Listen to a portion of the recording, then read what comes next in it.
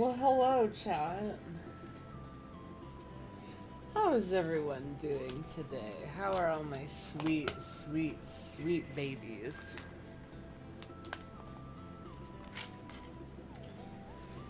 How are all my sweet, beautiful, biological children? It is me, your biological mother, who birthed and raised you.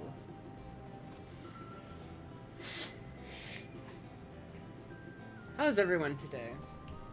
Great since Tate got arrested. Your girl is, you're not supposed to do this as, like, a singer or anything, by the way, because you're like, oh, people aren't supposed to notice, but, like, I don't give a fuck. I'm feeling under the weather these past couple days. I have, like, a little head cold. I've been doing everything right, okay? I drank liquid IVs. I've been taking medicine that is safe to take together. And drinking plenty of water. And I also have a nasal spray with antibiotics. So,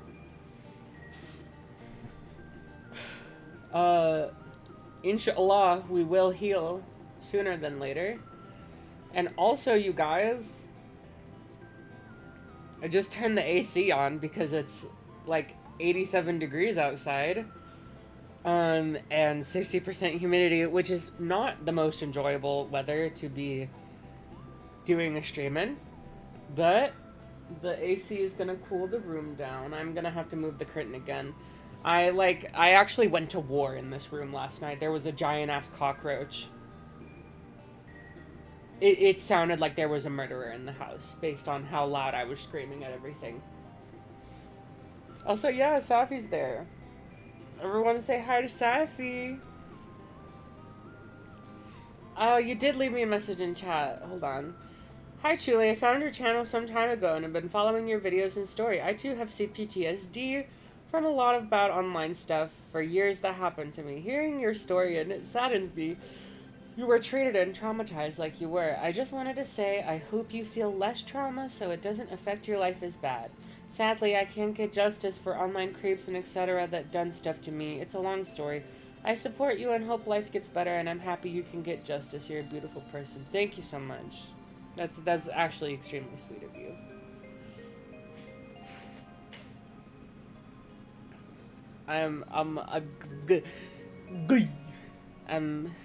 My chatters are very sweet, very cute, very, very adorable. I'll give you all good night kisses every night. Anyways, chat, anything y'all want to talk about before?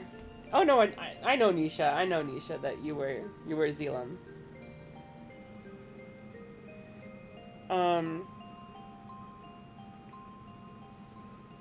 But y'all want to talk about... Oh, shit! One second, you guys.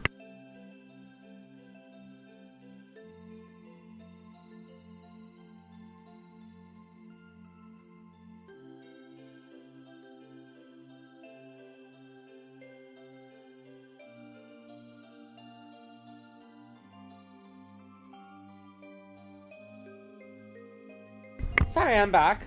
How is everyone doing today? Is there anything any of y'all want to talk about today? Is there anything y'all want to talk about before we get into the main, extremely heavy, triggering topic of today's video? Jar needs to be here to see what actual rape apology looks like. Yeah. Hello, chatters. Have to catch the stream later. Just wanted to say hi while on my lunch break. Well, hello on your lunch break. I hope your lunch break is good.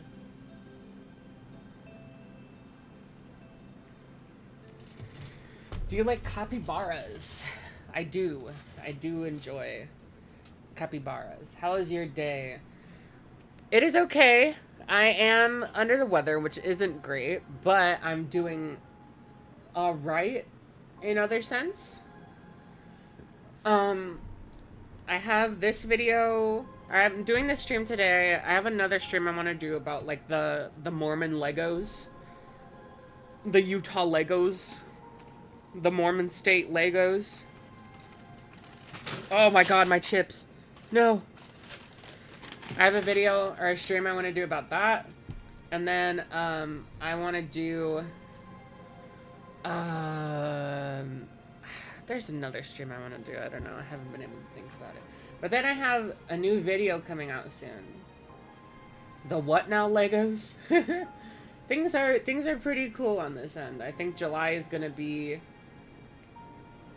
will continue to be prosperous for Chuli Nation. Love you too, Safi. It's unbearable in here in the Midwest. I can only imagine how hot it is in the South. To be fair, I live in like a really good part of the U.S., by which I mean beautiful coastal Southern California, which is known for beautiful weather. It just is warm right now because it's July and August is gonna be hot. And I'm not excited to deal with August or September, but hey, at least it cools down a bit in like October. So that'll be nice. How dare I be late? Oh yeah, Inland California, like Inland Empire, California, we don't know her. She's fucked up and evil. No, thankfully the stream is not about Jar. The stream is about Alex Meyers, the very prolific movie reviewer. He has like 3 million subscribers or something like that. And he did an oopsie recently.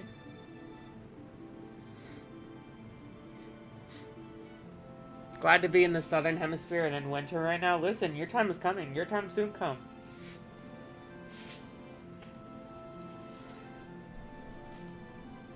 The south has been awful. It's been in the hundreds where I live. I haven't seen hundreds weather since I moved. I love it here. I'm so happy. Anyways, you guys, y'all want to get into the topic of today's video? It's bad. It's bad.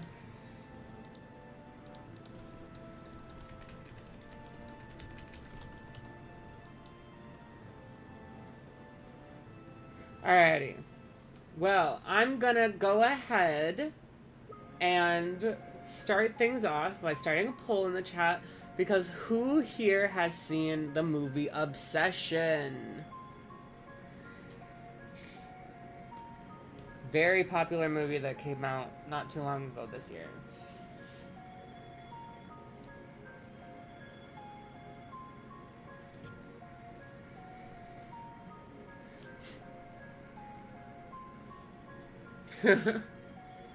Okay, so a good amount of you have seen Obsession.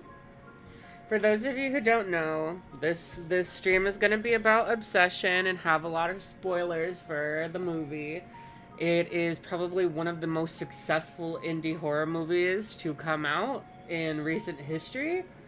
It has caused a lot of buzz. It has started a lot of discourse. It has caused a lot of commentary.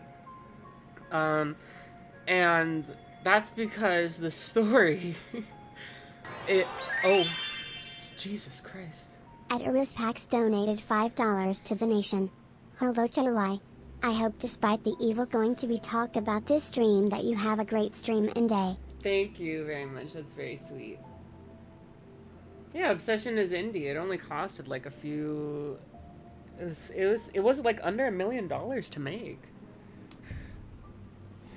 But I was gonna say, trigger warning for Obsession and also spoiler warning for Obsession. Though honestly, if it's something that you can stomach, I think you should still watch it because it is a really, really good movie. But it's about it's nice guy. It's a horror movie about a nice guy who gains supernatural power over a girl that he likes and then proceeds to assault her and rape her. So, you know, very intense, heavy oh my god, Lyle, I'm so sorry. Oh no. What's on the menu today? That. But anyways, so already, like, very heavy topics.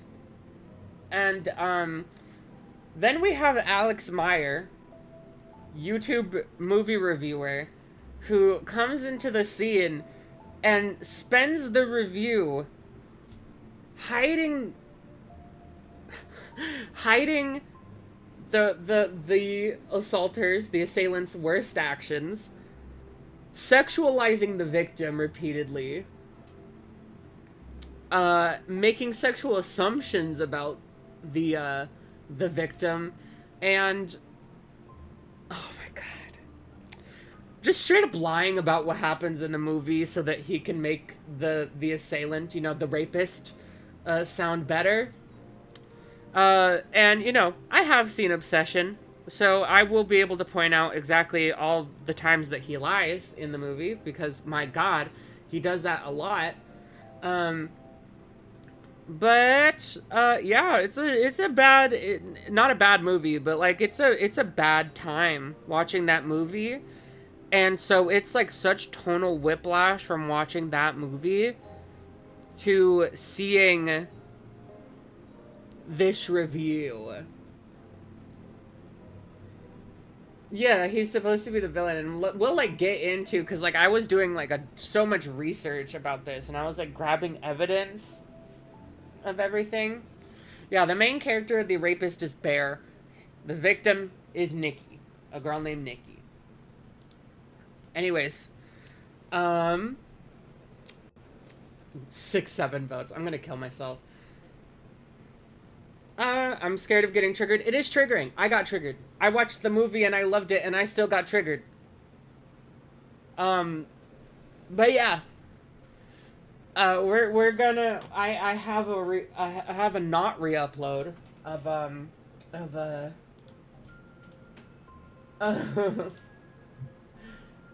of his video. This video was an attempt. Oh shit! Jesus Christ!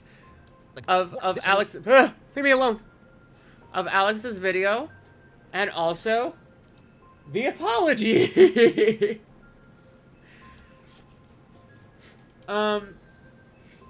But like we're gonna get into it because, like, chat, I don't know if y'all know this, but, like, I'm a rape victim. That's why it was triggering, you know. And on top of that, like, a general SA victim of, like, multiple instances. But I'm just gonna say it there. I'm not gonna go into the details. And I am also, as they say, Mexican. So oh, Jesus Christ. At Peveril4246 donated $5 to the nation. I'm becoming one with the mystical mycelium RN, so who boy, this is gonna be fun. Andrew Tate wept. Hi, Andrew Tate. I was gonna say, though, you know, so this movie is about a white guy who takes advantage sexually of a Latina, and I am a Latina who has been sexually taken advantage of by many a white guys.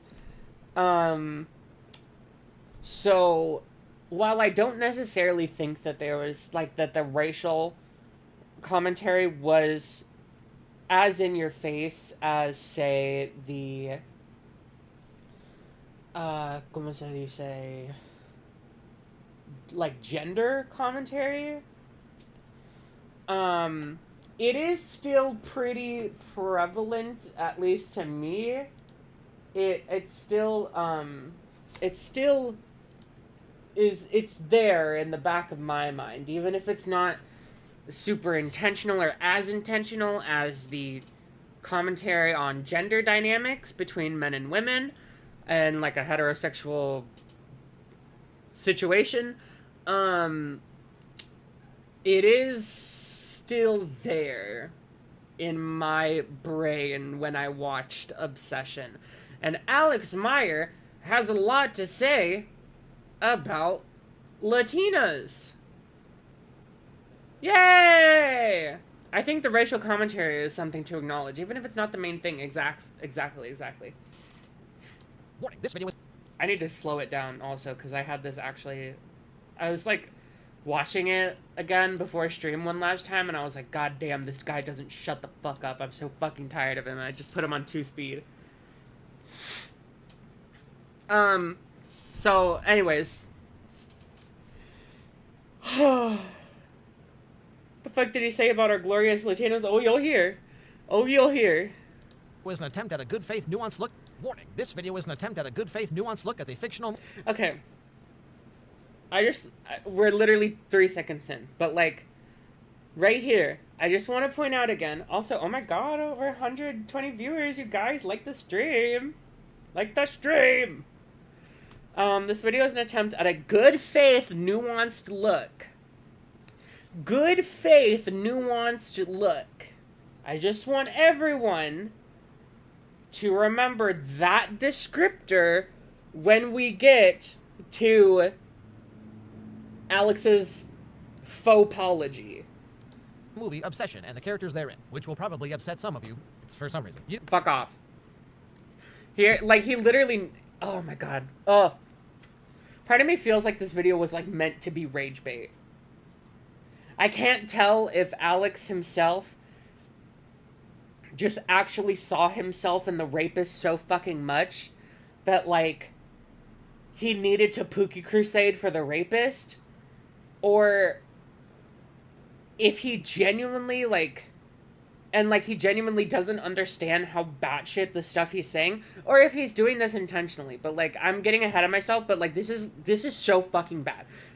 Like, for those of you who haven't seen this review, this is so bad. This is, like, probably one of the worst reviews I've ever seen.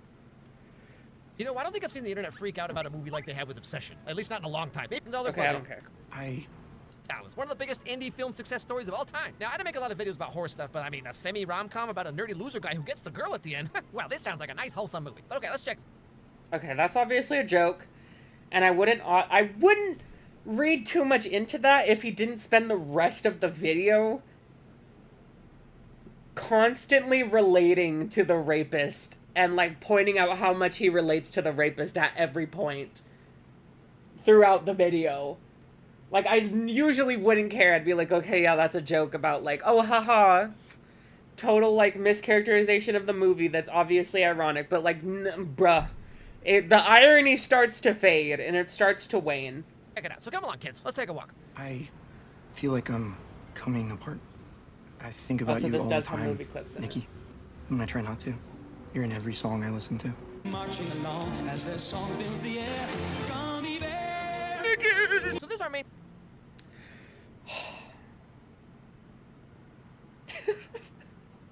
I really don't want to go too much in on the jokes, but, like, genuinely, that just wasn't even funny. main character, Bear. Bear is 25, according to the screenplay, and he's never outgrown his awkward high school loser persona, which means he's gonna have a great career one day as an online content creator. See? See? Like, it starts immediately! It starts immediately! Oh, haha! Haha, he's just like me! Haha!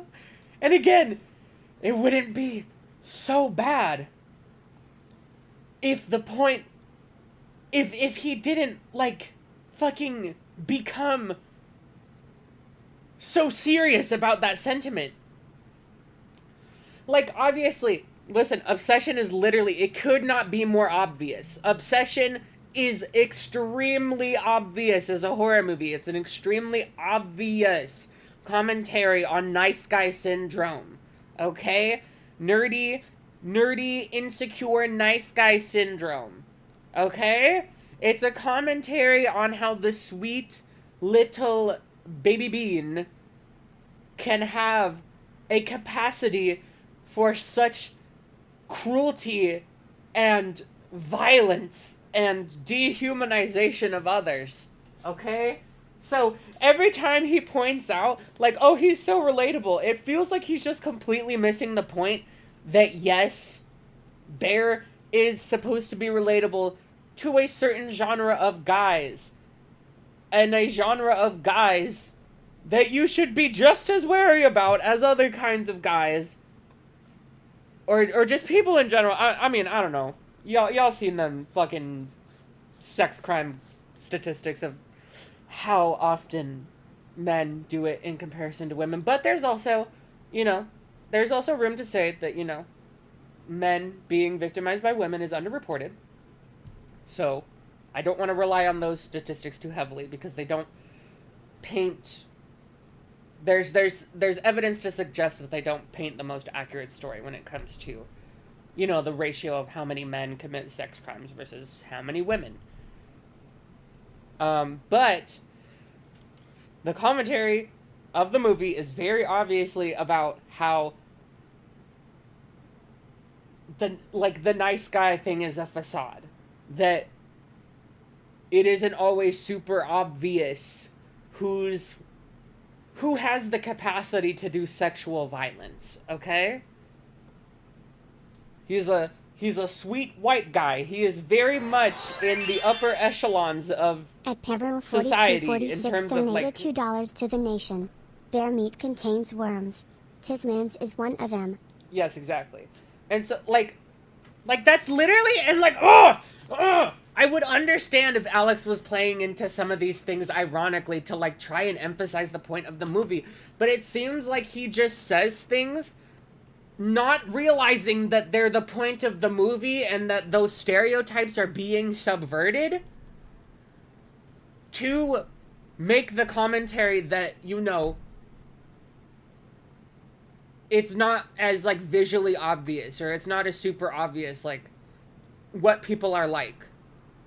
You can't tell someone's personality just from their, phenotypical makeup, or their ethnic makeup, or things like that. Damn! Sorry, we're 1 minute in. This is gonna be a long-ass stream. Hi there, welcome to Twitch. Are you mentally stuck at 15? Perfect, we're gonna put you on the front page. Wow, it looks like you should go there. If you want. Oh, yeah, okay, yeah. I'm sorry. Also, is the video too loud, or can I turn it up a little bit? I made you do that. No, it's okay, you're okay. It's Just fun break. just pretend like... You're good. Oh my god, dude, that was so embarrassing. I don't know, man, you got that strawberry milkshake sitting right there, so something tells me you're the kind of guy who's internalized a few too many rom-coms written by equally pathetic losers as yourself. Oh my god. It's, like I said, I'm gonna be repeating myself a little bit, but it literally looks like they do, they make the point of the movie, and then he's like, oh my god, it's almost like that's the point of the movie, but unironically, he's pointing it out like the director isn't aware of how he directed the movie. Can we bring back YouTubers who write their own scripts, please? It's literally, oh my god. But fuck, dude. Oh my god, having, thinking your fucking waiter is cute, and then, or your server is cute, and then, doing something embarrassing and wanting to die. Yes, I've done that. I have gone to a restaurant with my girlfriends, and I was needing to change my contact because it wasn't adjusting properly, and I was doing it, and I literally had my eyelid pulled down, trying to get the contact in, and as I did that, the fucking hottest man in the world walked straight up to me at the table and said, hello, I'll be your server today. And I wanted to kill myself. I wanted to jump out the window, okay? Hashtag relatable. Yeah, rapists and, sexually violent people, people with an absurd capacity for evil, can appear cutesy and relatable on the outside, okay? Damn. Holy obvious point ever. Damn, Jesus Christ. I mean, trust me, ain't my first rodeo. So this is Bear's friend, Ian. I guess they're not really like friends, but they like work together. But anyway, Ian is currently trying to help Bear practice how to ask out a girl named Nikki, the girl of his dreams. Have you ever actually like flirted with Nikki? Be playfully mean with her. Be mean to her. Playfully mean, yeah, but bring up freaky Nikki. And that will, like, take her breath away. Just say, Nikki, I think we should grab a drink sometime. Okay. Yeah, I mean, there's parts cut out of this, but, like, I forget his name. He just said it. I forget his name. Ian? Is that his name? Ian? Ian is kind of a chud, but, you know, he at least seems like he has more sense on what to do, how to play the field at all. Because, like, it's true. You can't just, like, get into a relationship with someone, at least not in America, or, like, a lot of civilization in the world stands for, like, countries that have, like, prearranged marriages and stuff. You can't just, like, get into intimacy with someone without, you know, signaling that you want to move in that direction, you know? Unless the signals and, like, the whole,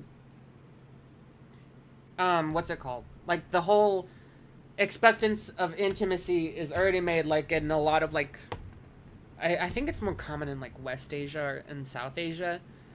Like, I know in India they have a lot of arranged marriages. Like, it's still very common. Like, in those situations, like, yeah, you can kind of just, like, not give a fuck about, you know, having to play the field because your partner is chosen for you. But, like, as chuddy as Ian sounds in some parts of his conversation right here, he's, like, saying the obvious. He's like, hey, you realize you have to, like, do something, right? You can't just, like, watch the world go by and expect to have a part in it. Okay, so real talk. How is bro 25 and acting like a Reddit chud? You would not believe how many men fit into the exact description you just put in my chat, Mimi. If you have to try this hard to have this kind of like game plan on how to ask a girl out, then like it's already gonna fail, okay? If it's this hard, you've already lost. I mean, as douchey as Ian is. Listen. That was actually fucking crazy. South Asia and in certain Abrahamic religions, such as Judaism and Islam, which are in part of West Asia, which was the other region of Asia I brought up. But yeah.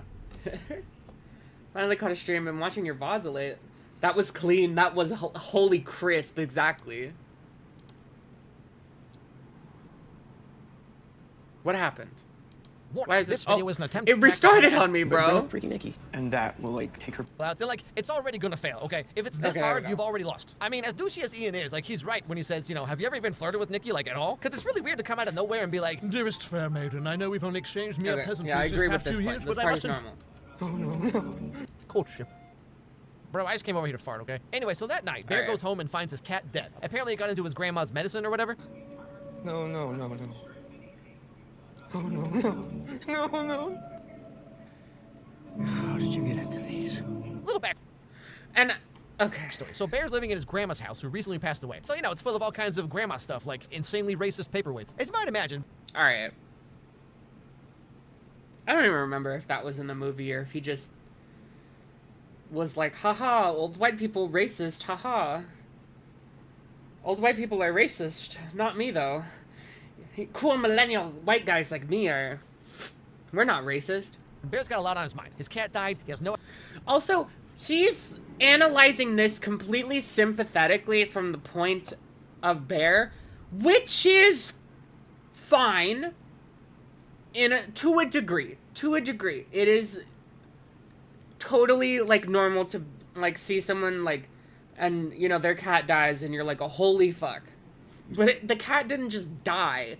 The cat died to his negligence.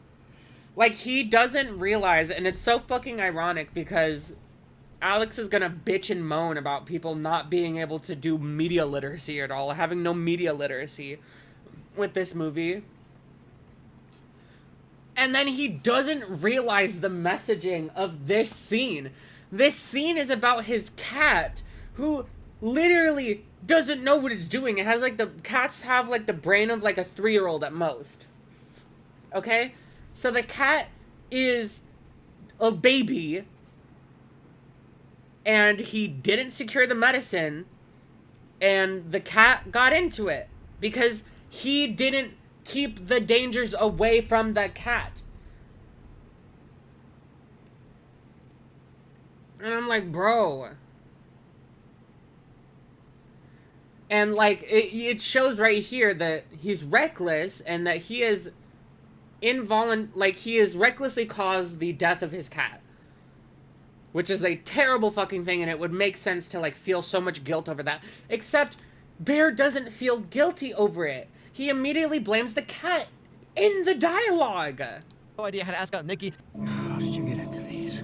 How did you get into these? There's literally an obvious reason why he didn't get into those. And it's how he got into those, and it's your fault. He got into those, the cat got into them because you weren't responsible. And instead of taking responsibility for your lack of responsible action, he is choosing to blame the thing that has no, like, control. No rational reasoning to understand what it's doing is bad. It is the most obvious fucking commentary in the movie thus far, and Alex just doesn't get it. Little backstory. So Bear's living in his grandma's house, who recently passed away. So, I can't get the cap off. I'm gonna fucking jump off a bridge. It's full of all kinds of grandma stuff, like insanely racist paperweights. As you might imagine, Bear's got a lot on his mind. His cat died, he has no idea how to ask out Nikki, he's walking around with this haircut, like my dude can't catch a break. So it's Wednesday night, which means trivia night, because Bear and his friends are super cool. The team is Bear, Ian, Nikki, and their other friend Sarah. And Also, I just want to point this out, because remember earlier when I said that he constantly sexualizes the victim of the story? She's not the only one. He very much, like, sexualizes every single woman, subtly and unsubtly.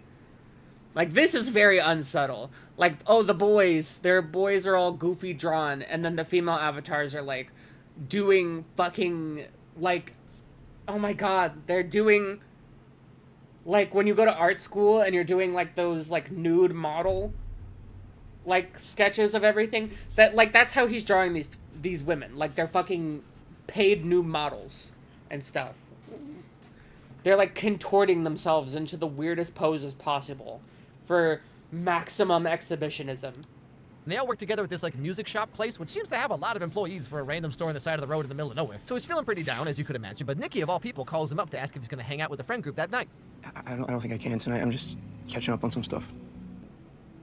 Yeah, so I'm putting in my 2 weeks. Really? Shit! God damn it! Are you okay? No, I just dropped my crystal necklace down the drain. Oh, no, crystal necklace! Bear, get out while you still can. But then again, Nikki is a hot Latina, so one can only remain strong for so long. Now, Jesus Christ. Oh. Shit! God damn it! Are you okay? No, I Pinup poses, yeah. just dropped my crystal necklace down the drain. oh, no, crystal necklace! Bear, get out while you still can. But then again, Nikki is a hot Latina, so one can only remain strong for so long.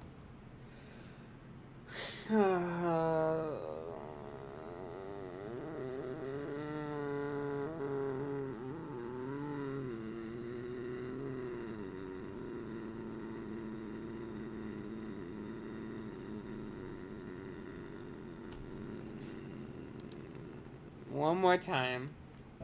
Shit! God damn it! Are you okay? No, I just dropped my crystal necklace down the drain. Oh, no, crystal necklace! Bear, get out while you still can. But then again, Nikki is a hot Latina, so one can only remain strong for so long.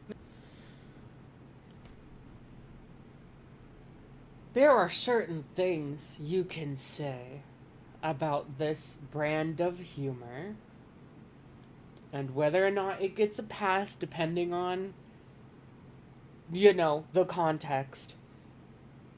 But if it's depending on the context, this is a woman that he rapes. This is a woman that the character he's like cheering on rapes. And he's like, "Oh man, what can you expect? You know, remember, we can only remain strong for so long over these hot temptress Latinas. Am I right, white guys?" Bruh. Now, because Nikki dropped her necklace, Bear gets this idea to get her another one. You know, be the hero, get his foot in the door, and then have no idea what to do afterwards, like me 80% of the time. Okay, more relating to the rapist. Oh, but again, it's not inherently the problem. It's the point is that Bear is supposed to be relatable to a certain amount of guys. Maybe even guy friends that you have that you know of. But he says it with zero irony or self-awareness. How does anyone in general look over something like that? I don't fucking know, Cece. You think I understand the mass scale dehumanization that women face on a global level? No.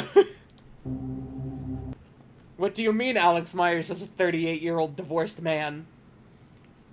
Can white men like Latinas in a normal way? Like Shadow?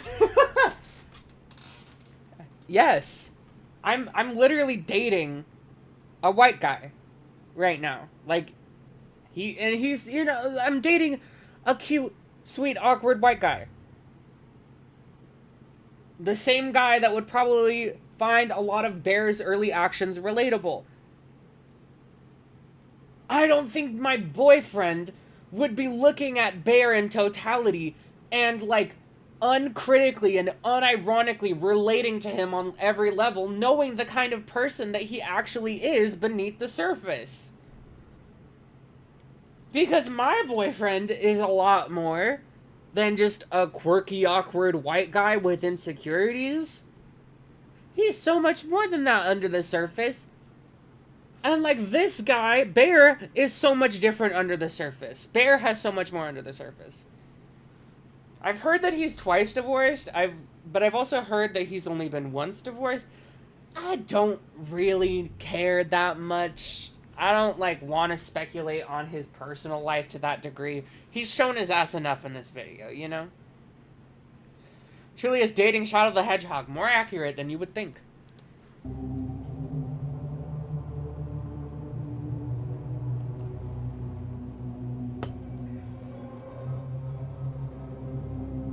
So, oh my god. I love how it says amaze your friends. Hey guys, check this out. Awesome, do it again! Yeah, well, they've been pretty popular since we put them out. You know, Oh my everybody wants a God. wish. Some people don't. Amaze your friends. Check this out. Gets raped. Haha. Do it again. Like, what? Like, that's what not Christian. Oh, my baby. No, I was saying Christian because I was thinking about my baby Christian. And I love him. And I mentioned him, and now I'm thinking about him a lot because I'm really gay. But that's what Alex is saying throughout this, like, fucking review, basically. Don't open them, but the people who do, you know, come back and complain. Or it does work and it like ruins their lives. Or they die or wish they were dead. Ah, yes, the Millennial Special. Rather experienced myself. Also, you know, it's kind of funny that Bear Quirky millennial. is better at flirting with this girl here than he is with the girl he actually likes, which is such a real thing, by the way. Why does that happen? Does he not understand why that happens? Because you're less scared around someone whose judgment you don't care about. I don't think that men on a grand scale, I think that men on a large scale overall haven't become intimate with the experience of being objects of the gaze of women. I know you're here, Mango, goddamn. I love you too. But anyways, like, it's very obvious here with how relentlessly he sexualizes the women and treats them as objects and dehumanizes them and humanizes the man, the rapist, in this story. Like, that comment there is very revealing. It's very revealing that Alex has not made himself intimate with the gaze of women, with being an object of women's gazes, of women's judgments, of women's thoughts and actions. Because Alex isn't really used to seeing women, if this is anything to go off of, it doesn't seem like Alex is very used to seeing women as subjects who can subject you to their gaze, who can subject you to their own consciousness and beliefs and thoughts and actions. Which is why he seems so... It would explain why he seems, like, so lost when being about, like, oh, why is it easier to, like, joke around with someone you don't actually care about versus, like, this girl that you really like? It's probably because one of the only times Alex has seen women and, like, been concerned about being an object of their gaze is when he wants to fuck them. So, when you don't want to fuck a woman and you don't care about her thoughts, you act without shame. You act without self-consciousness. Therefore, your actions are less inhibited. That was a very long-winded way of saying all that right now, but you get what I'm saying. Anyway, so he buys the One Wish Willow to give to Nikki later that night at trivia. Anything else? I'll get a pina colada. Pina colada? Don't make fun of my drink. What? I like a man who's in touch with his feminine. Hey, whoa, didn't ask your opinion, Nikki. So here we get a look at who Nikki is. And she seems... Everyone in chat, prepare yourself. Colada. Everyone in Pina chat. colada? Don't make fun of my drink. This is, oh man, it gets so much worse immediately right here. I like a man who's in touch with his feminine. Hey. So, Nikki makes a very, very tame... At VO1-_T donated $5 to the nation. The fictional characters incels relate to are so telling, like holy greater than. Yeah, no, literally. Not that didn't ask for your opinion. No, okay, so just to give my own interpretation of the scene that we just witnessed, she makes the most innocent joke in the world. She's kind of just like, oh, haha, you're... that's girly. Isn't that girly? Haha. Anyways, you know, we're chill. Like, hello? She just made a joke at him based on the fact that he likes a drink that's considered girly. And she's like, oh, that's cute. I like a man in touch with his feminine side. Even though a drink doesn't say anything about whether or not a man is in touch with his feminine side.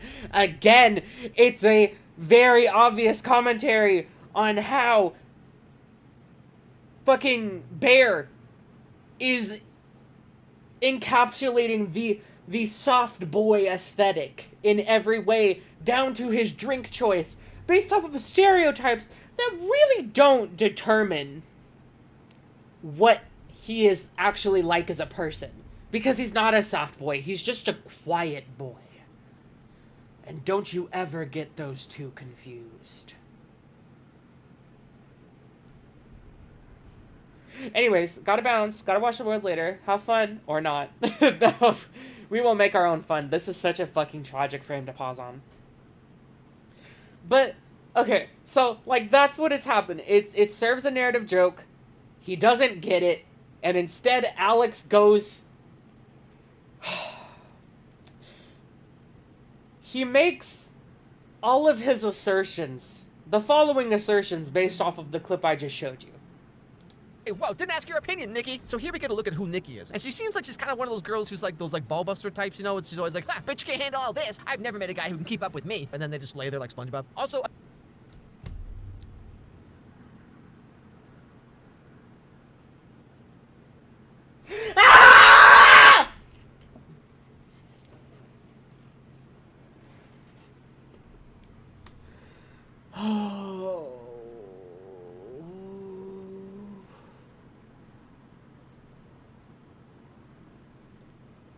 The point of the movie exactly is that Bear doesn't know who Nikki is. He assaults and rapes a fictitious version of her that is possessed by supernatural powers meant to bend to the wish he made for her to obey. And Alex, with no irony, immediately projects what kind of person Nikki is based off of one singular joke she made to her friend. And he has made these assertions about what what sex with her must be like. And how she likes, oh, haha, I'm a feisty Latina, but then I'm boring in bed. What?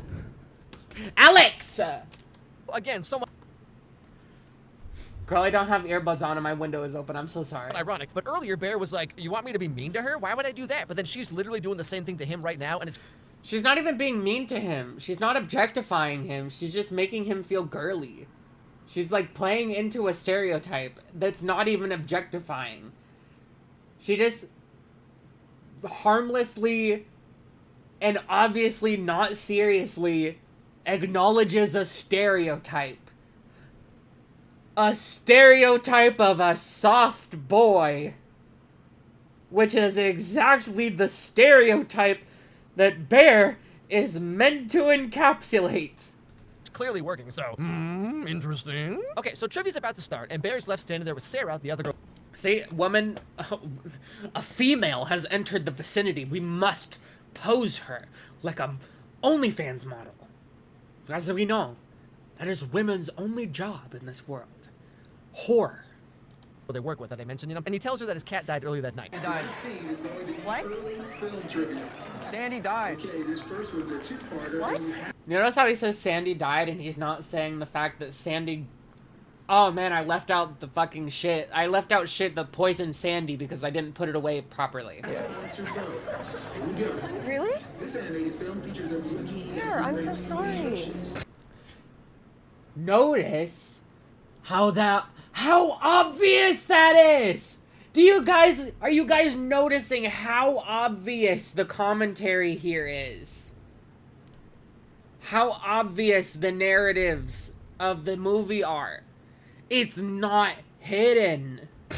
Wait, hold on, back up. So the trivia topic was early film trivia, and the question was, this film has a blue genie that grants wishes.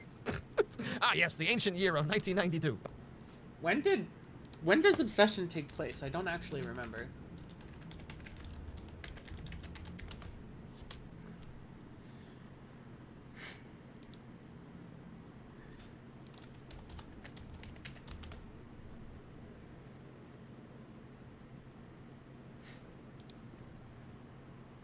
The movie is supposed to take place in modern times, right?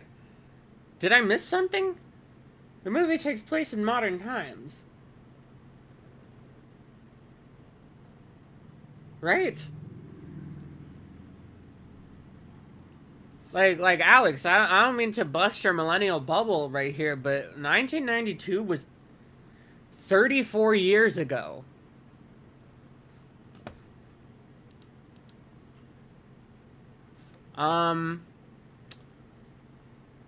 So... You know...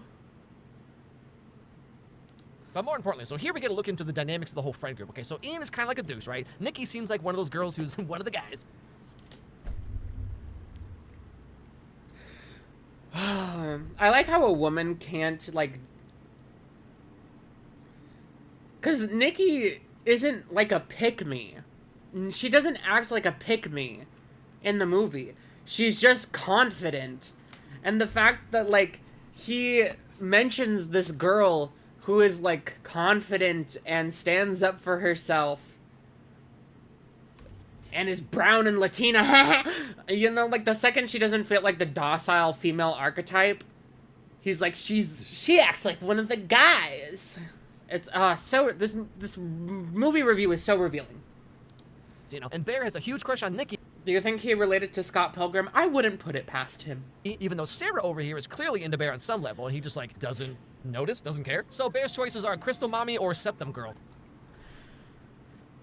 He literally cannot, for one moment, not sexualize her.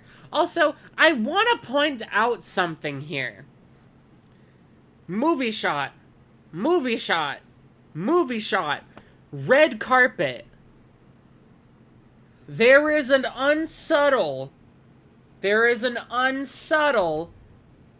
sexualization there. There is an unsubtle blurring of lines between the character of Nikki and the actress.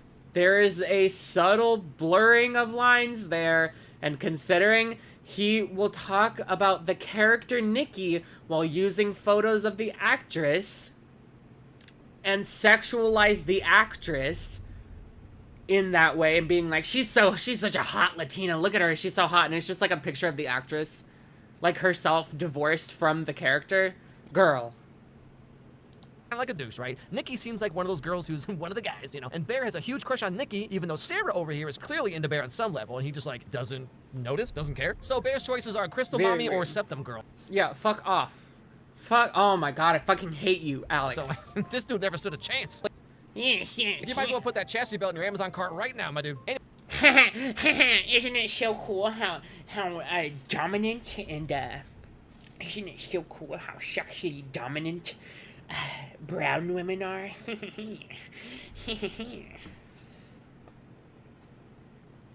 Die. Anyway, so trivia night's over and it's time to go home. Nikki needs a ride, and so of course Bear's like, in Minecraft. Long day. I don't want to go to the next fucking bar with My you car's guys. at a degree. We could drop her off on the way. I can take you home. Okay. Ian, get your girl home safe. Ew, don't say it like that. See you later, Bear. Yeah.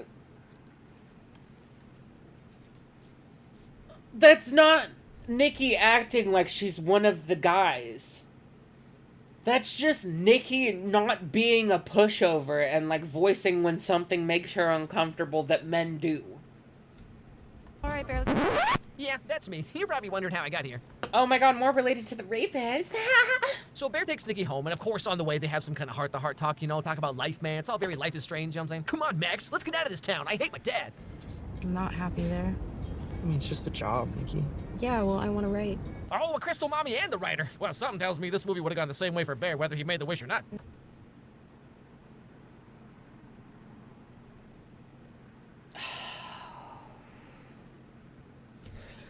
Oh. I like how the whole movie cannot make it any more obvious that she's not interested. She's not interested.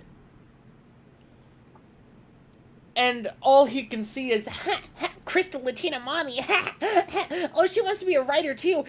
Well, you probably would have raped her anyway in that case. I'm sorry. No, it's not a romance, it's a love story. Isn't that the same thing? What? Shut up. You know, you're the only person that I get to really talk to about this stuff. Ah, yes. Well, see, Bear, when a girl says that, what she really means is, you better not ask me out and ruin this friendship. Anyway, so Bear takes her... Oh, so you do understand women. Oh, but he tries to Jesus flirt with her, Christ. like Ian said, but I mean, you see the kind of sweaters he wears. You can only imagine what kind of game he has. Night, Freaky Nikki. Ew, don't call me that. Like, dude.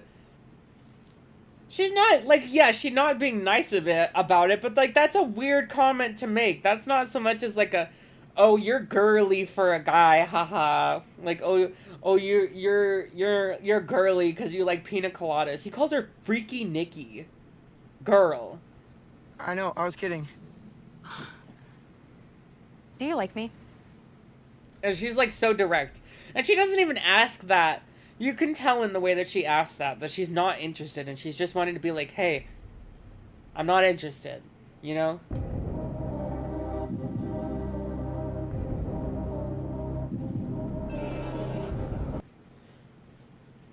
No, I'm not saying that, like, Alex intentionally meant to say that. I'm just saying that, like, he's like, oh, this movie would have went the same way, and he, like, shows the scene where Bear is making the wish about how Nikki would love him more than anyone in the world.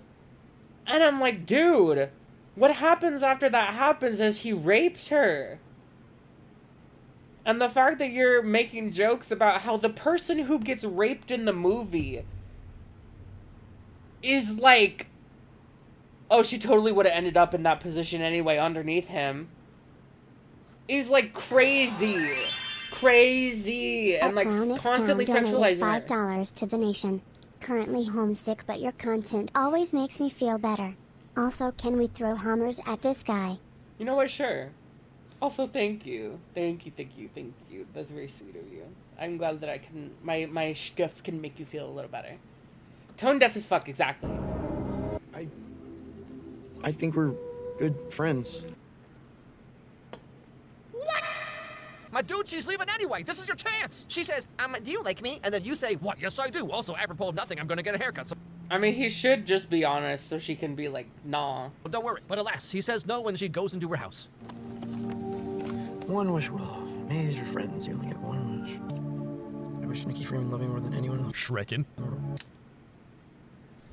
Okay, so jokes aside, up until this point, Bear was just a dude with a crush on a girl that he was too scared to Again, picture of the actress, not the character. talk to. Okay, story of my life. He pulls out this Story of my life. Story of my life. I'm from Tel Aviv, and this is my favorite movie character. My favorite movie review.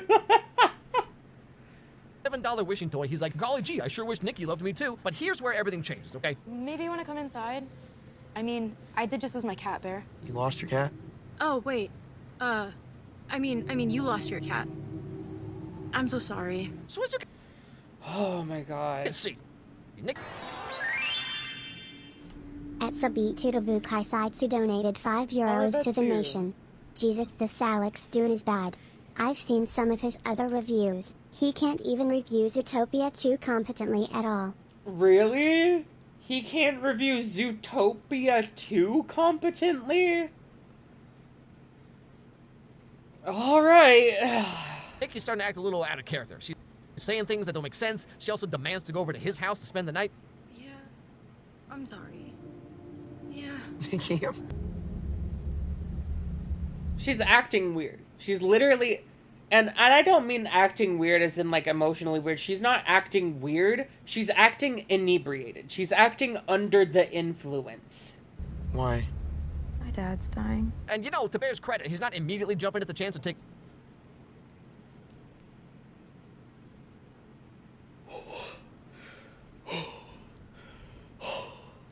I forgot to get flashbanged that fast. I was distracted. I was distracted. I'm sorry. Yeah. Nikki, Oh. My dad's dying. And you know... And I like how in the movie, she's very much like, Nikki isn't really sexualized that much. Like, even in this scene, she's just pretty, but she's not being, like, all freaky ass, like, oh my god, let's fuck! No, she's just acting inebriated. She's acting insecure. She's acting emotionally, like, I'm forgetting the word, but she's acting, you know, paranoid, and she's acting freaked out. You can tell she's freaked out. She's acting really freaked out. And she seems under the influence. And he's just like, let me draw, like a silly little, let me draw a little fucking animated skit of the rape victim and her rapist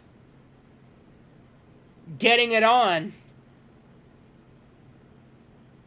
Yes, I did take that from Just a Robot. How did you know? I'm a 3 million subscriber channel, by the way.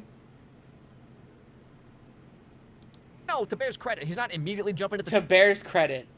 To Bear's credit. to Bear's credit, to this man's credit, he's not raping this woman. Chance to take advantage of her or whatever. Like, he gives her privacy and space. He doesn't want to make it weird. He turns around when she takes her shirt off. And, like, based on what people were saying about this movie online, I expected Bear to be this, like, horribly angry, misogynistic incel dude, right?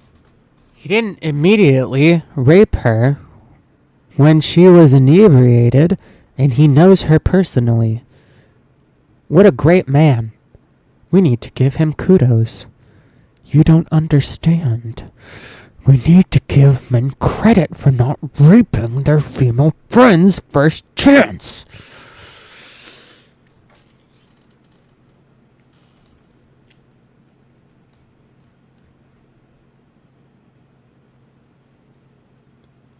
Wait until this fool realizes how groomers behave to kids. I actually thought about bringing that up. May I get a little bit visceral with you guys?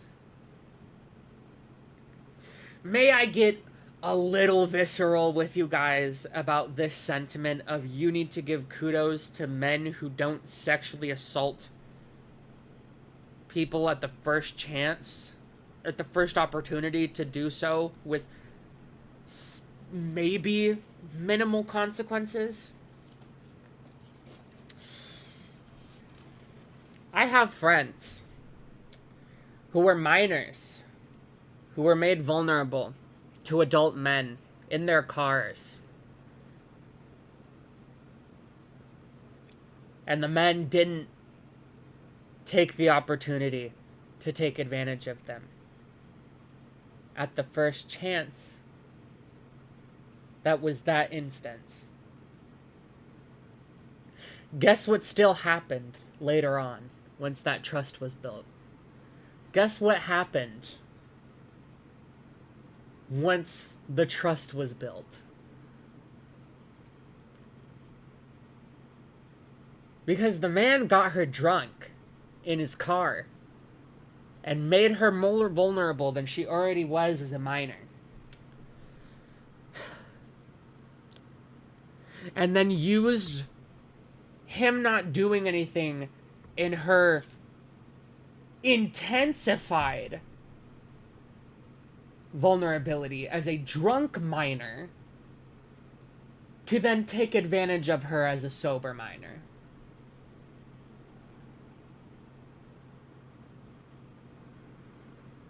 You don't give kudos to men for not raping people.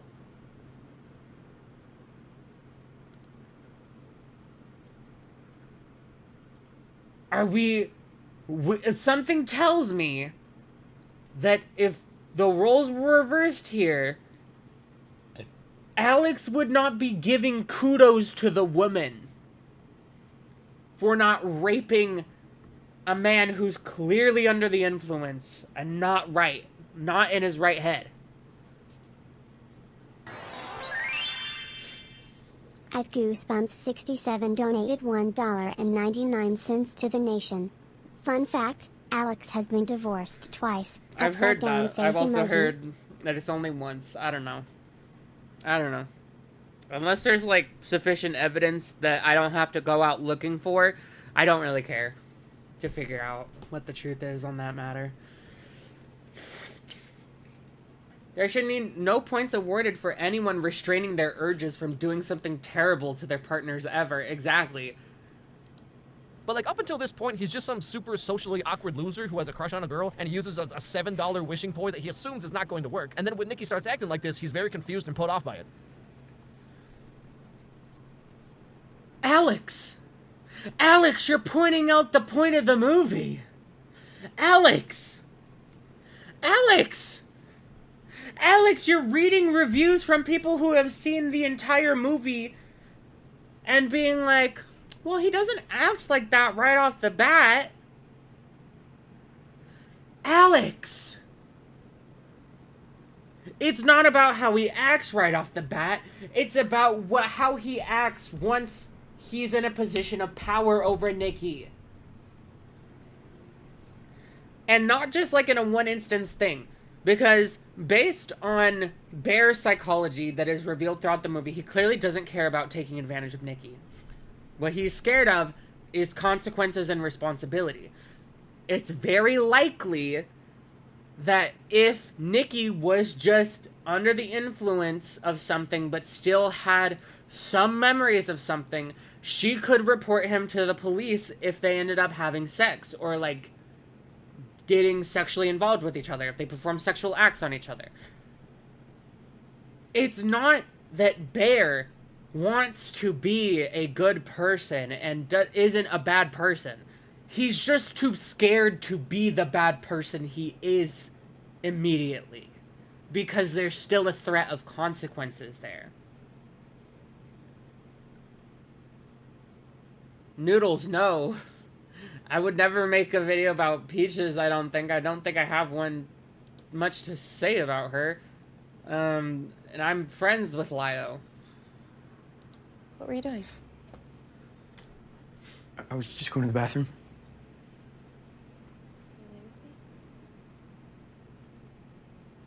I don't know, Nikki.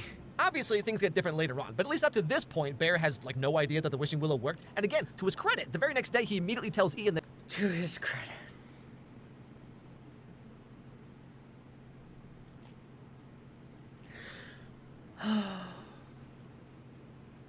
Alex just left something out here, by the way. he thinks something's wrong with Nikki. Like he seems... He'll briefly mention it afterwards, and then side with Bear.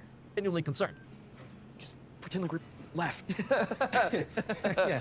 I think Nikki is going through something. What? I don't know. She was acting so weird. Like she would Like what? Is she okay? No. Now, I've seen a lot of people saying that this part is showing how Bear's trying to make Nikki seem crazy to other people or whatever, but, like, again, he has no way of knowing that the toy works. Like, why would you think it did? You know what I'm saying? Like, it was $7. Like, in any other circumstance... What? Is she okay? No. Now, I've seen a lot of people saying that this part is showing how Bear's trying to make Nikki seem crazy to other people or whatever, but, like, again, he has no... Alright, I'm gonna just let this part play real quick, and then we'll break it up. way of knowing that the toy works. Like, why would you think it did? You know what I'm saying? Like, it was $7. Like, in any other circumstance, you'd probably do the same thing if your friends started acting like this out of nowhere, right? Anyway, so that night, Ian apparently talked to Nikki, and she said that she was on some drugs or whatever, and so maybe that explains why she was acting so erratic, you know, like when she and Bear kissed earlier. Oh my god, I'm so sorry. You kissed me. No, I thought I saw something. So at this point, Bear thinks that Nikki was acting weird, kissed him, freaked out, etc., because she was on drugs, right? So again, to him, in this moment, it all seems totally above board. But then, out of nowhere, Making out with then the person under the influence is above board?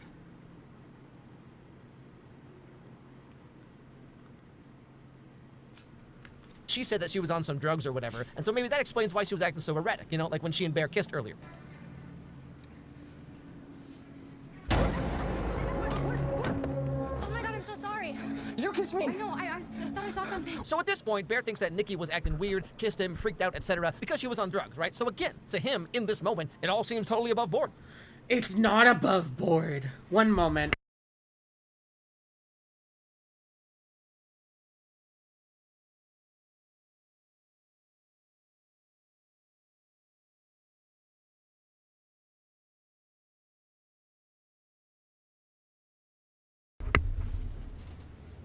Oh my god. But then, out of nowhere, Nikki goes over to Bear's house to apologize. I was on MDMA. This is... oh my god. Yeah, his first words when he's kissing this girl who is obviously under the influence of something isn't... yeah, he's not like, oh my god, wait, are you okay? Like, whoa, like, we shouldn't be doing this. Like, you... like, that... this isn't right. It's to blame her. To blame the lady under the influence while he is sober. It is to blame her for him taking advantage of her. At Goosebumps67 donated $1.99 to the nation. Alex would unironically defend Furlough Skeptical. Yeah. It's get different later on, but at least up to this point, Bear has, like, no idea that the wishing willow worked. And again, to his credit, the very next day, he immediately tells Ian that he thinks something's wrong with Nikki. Like he seems genuinely concerned. It's not genuine concern. Just pretend like we're... At least it's not benevolent concern. He's concerned, but he's trying to make people think that she's crazy. He's concerned about himself. Yeah. I think Nikki's going through something. What? I don't know, dude. She was acting so weird. Like, she would, Like, what? Is she okay? No. Now, I've seen a lot of people saying that this part is showing how Bear's trying to make Nikki seem crazy to other people or whatever, but, like, again, he has no way of knowing that the toy works. Like, why? First of all, he has an inclination because he immediately goes online and starts looking for people who have talked about, who have bought the same wishing willow and who have used it. And he's trying to... So he has some kind of thing, maybe it's paranoia, maybe it can be read as paranoia, or maybe it's genuine curiosity, but he does immediately look back to the wishing toy. And also, again, it's so obvious in the scene, Alex, that he doesn't show concern for her when she's alone, and he's potentially taking advantage of her when they start kissing and he gets into it. It isn't until she screams that he becomes scared for himself and tells her it's your fault. At Provemendum donated $4.99 to the nation. Hello, Charlie. My name is Benjamin Netanyahu, and Alex is my greatest ally. Also, Dr. Psycho from DC's Daughter Clown Teeth was the best spy I had.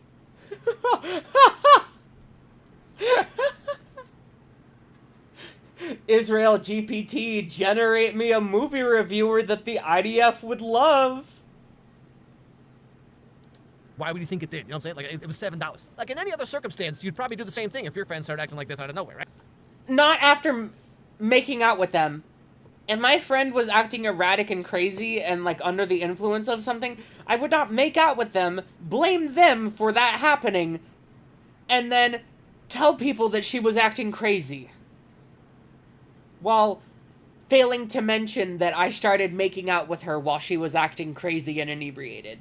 Right? Anyway, so that night, Ian apparently talked to Nikki, and she said that she was on some drugs or whatever, and so maybe that explains why she was acting so erratic, you know, like when she and Bear kissed earlier.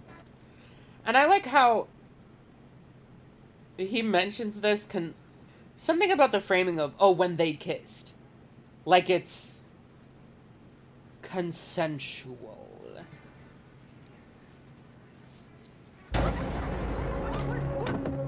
That's the real Nikki, by the way. The whole thing there is that Nikki is trapped in her body as a spectator. It's not exactly clear how clear of a spectator she is from her own body, trapped inside her own body, but a spectator nonetheless. And so she pops out at certain moments when the supernatural demon force loses its control on her. Kind of like dissociation, yeah. Oh my god, I'm so sorry. Yeah, see, like, that's the demon taking back over. Oh my god, I'm so sorry. On some drugs or whatever, and so maybe that explains why she was acting so erratic, you know, like when she and Bear kissed earlier. Demon. She pops out. She falls over. Oh my God, I'm so Immediately sorry. takes back control of her. And she goes back into that sweet, overly girly voice that she doesn't speak like earlier in the movie. You kissed me. No, I And then he says, "You kissed me," and makes her say sorry. thought I saw something. So at this point, Bear thinks that Nikki was acting weird, kissed him, freaked out, etc., because she was on drugs, right? How do you see that scene and not see what kind of terrible fucking person Bear is? Unless you think that having sex with inebriated people is not rape or sexual assault. So again, to him, in this moment, it all seems totally above board. But then, out of nowhere, Nikki goes over to Bear's house to apologize. I was on MDMA, so if I was weird, that's why, and... Also, there's a lot of reasons. I don't know if you guys fucking realize this. Again, it's the most obvious visual framing possible that the director could have gone with. And I'm not saying that's bad.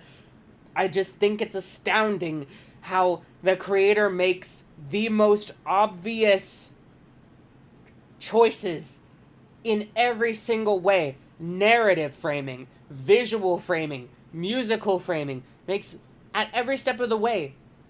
The director makes the most obvious framing possible.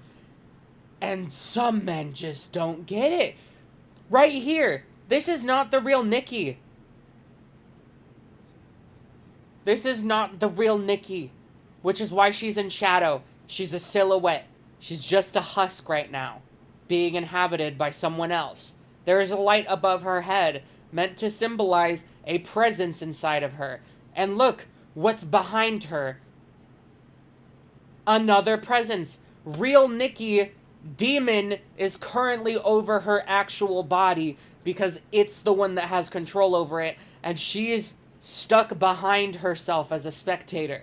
Literally the most obvious framing possible. I'm not saying that you took advantage of me. Nikki, I didn't know you were on drugs.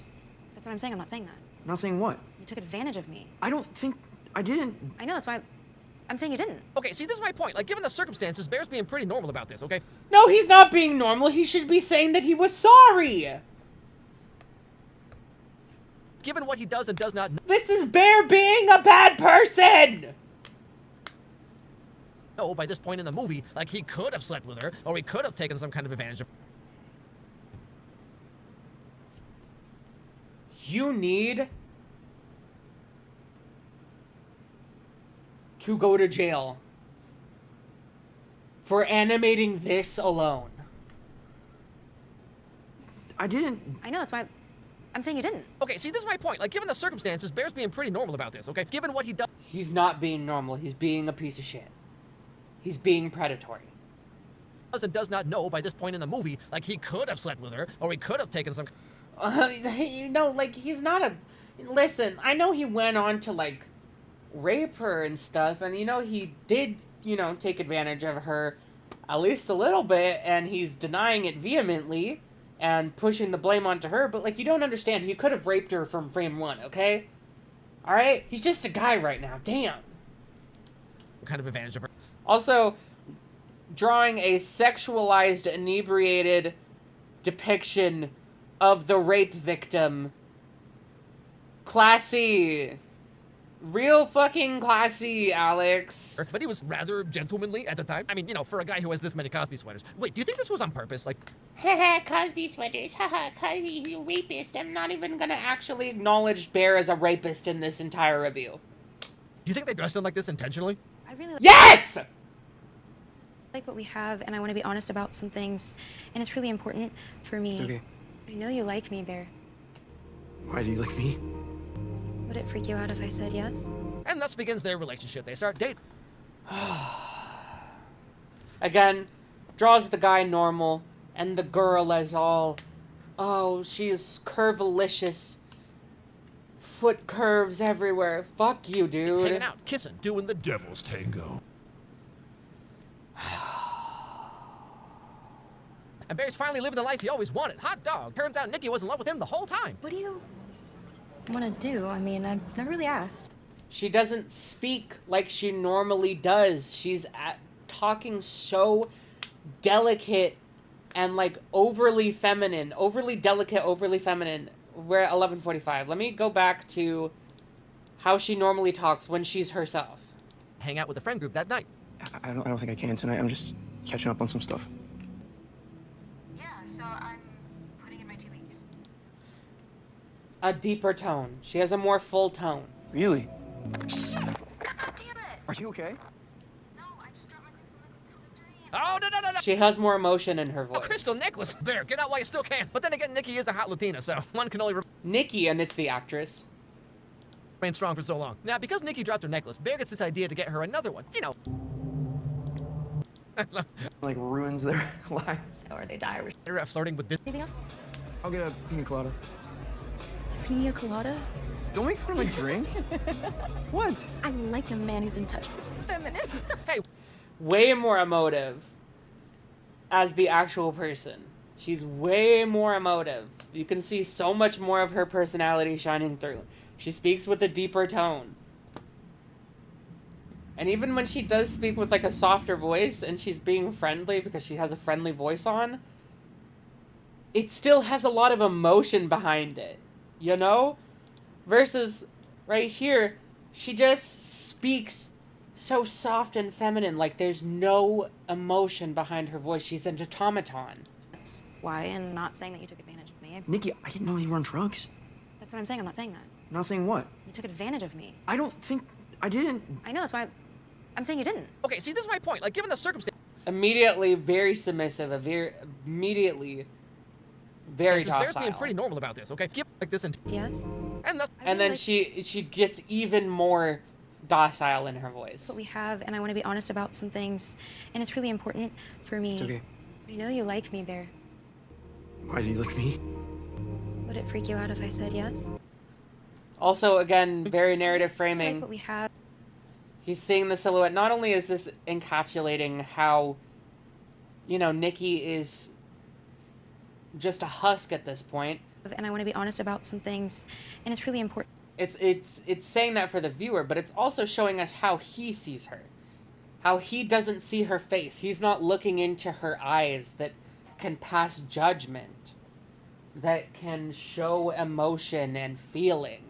She's just a silhouette to him, a female-shaped thing for him to consume. Meanwhile, when you're forced to look at him, he's in the light, you can see his eyes, you can see his emotions, how he's feeling about the situation. For me. It's okay. I know you like me, Bear. Why do you look at me? Would it freak Bye, you out if I Mango, said yes? shall we? and thus begins their relationship. They start dating, hanging out, kissing, doing the Devil's Tango. And Bear's finally living the life he always wanted. Hot.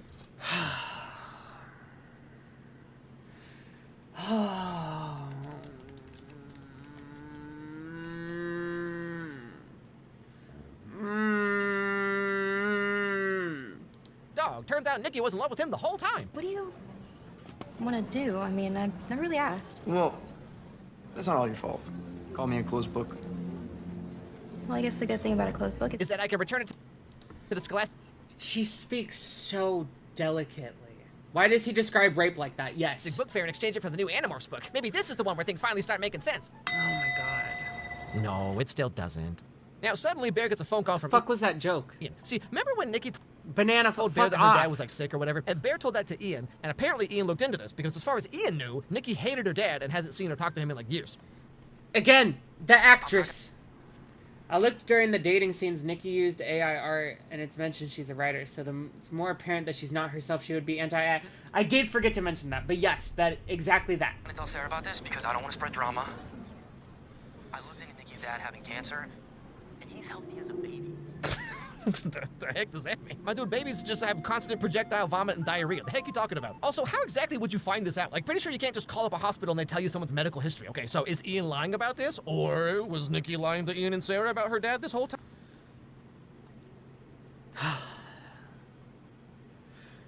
Dads are cringe, bro. Oh, she's a feisty Latina. She doesn't have a dad. She's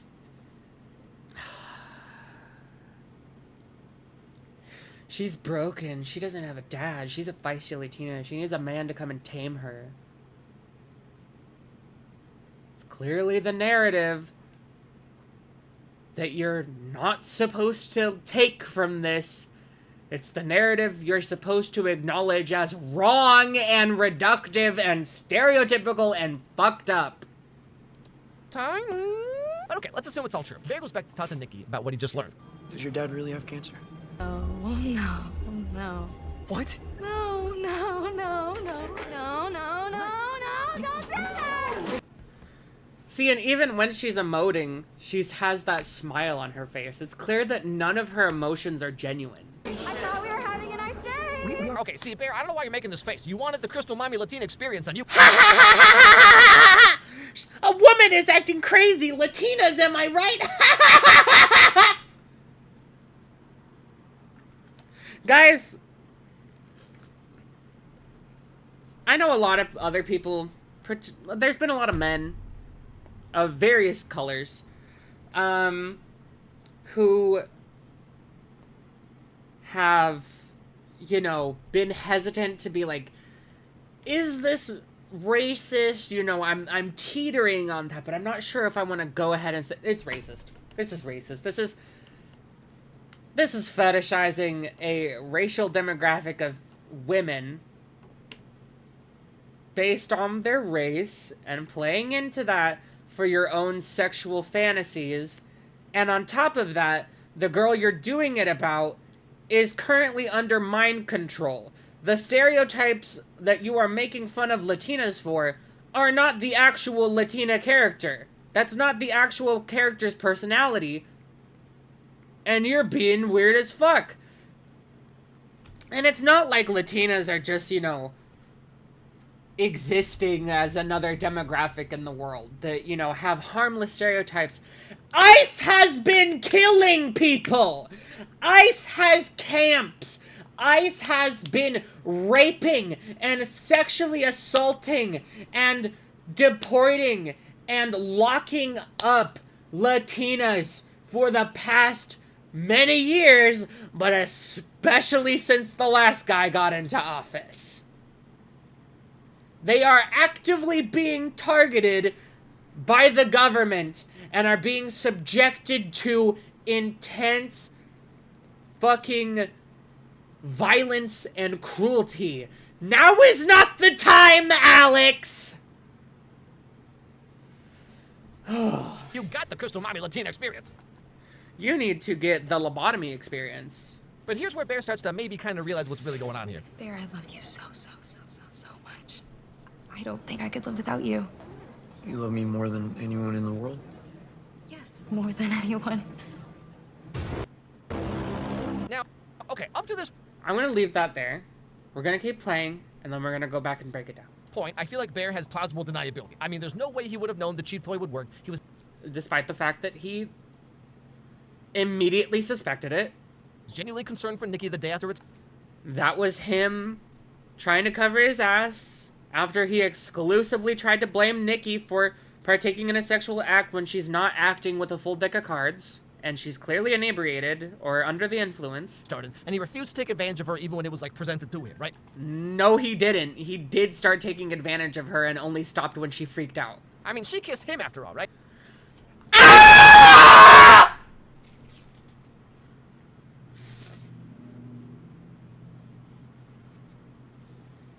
The drunk woman, like, tried to kiss me. I thought we were down to fuck. I know she's, like, severely fucking intoxicated.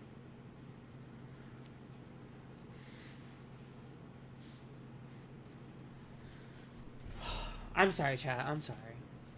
Right? Now, right here, though, at the halfway point of the movie, he... Justified crash out, yeah. Does finally start...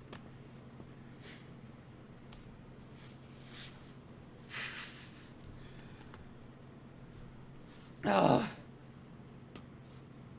1338. This video Okay, was an attempt at a good faith. sorry. Turns out Nikki wasn't loving Good him the faith, whole... by the way, you guys. Good faith.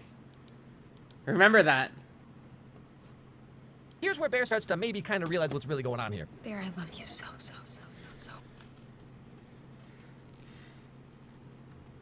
Play the video or I shit myself violently. Warning, this video isn't a do whatever he wanted the other person to like you to him, right? I mean, she kissed him after all, right? Now, right here, though, at the halfway point of the movie, he does finally start to realize that the wish actually worked. But, like, even then, like, literally every rom-com is about trying to find a way to get the other person to like you, or you manufacture a meet cute or whatever, right? Like, I've seen some internet comment threads where it's like, he only saw her as an object and wanted to remove her autonomy. That's why he made that wish. But, like he didn't wish that she would do whatever he wanted, or I wish that she would become obsessed with me and me only. He specifically wished that Nikki would love him more than anyone, which is literally what everyone who's ever had a crush wants. Like, every single fanfic about, like, golly gee, I sure wish One Direction would kidnap me and fall in love with me all at the same time. Like, we're gonna play. As if half the girls who saw this movie haven't wished the exact same thing before. Hello, it is I, Willem Dafoe, from the movie The Lighthouse, and I've secretly been in love with you for years.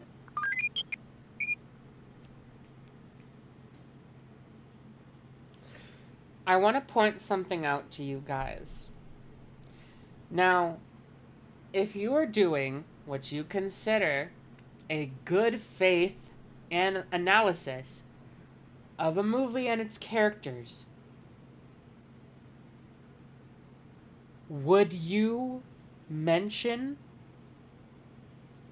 the most notable actions of a character, the most intense actions of a character, the strongest actions of a character that say the most about them?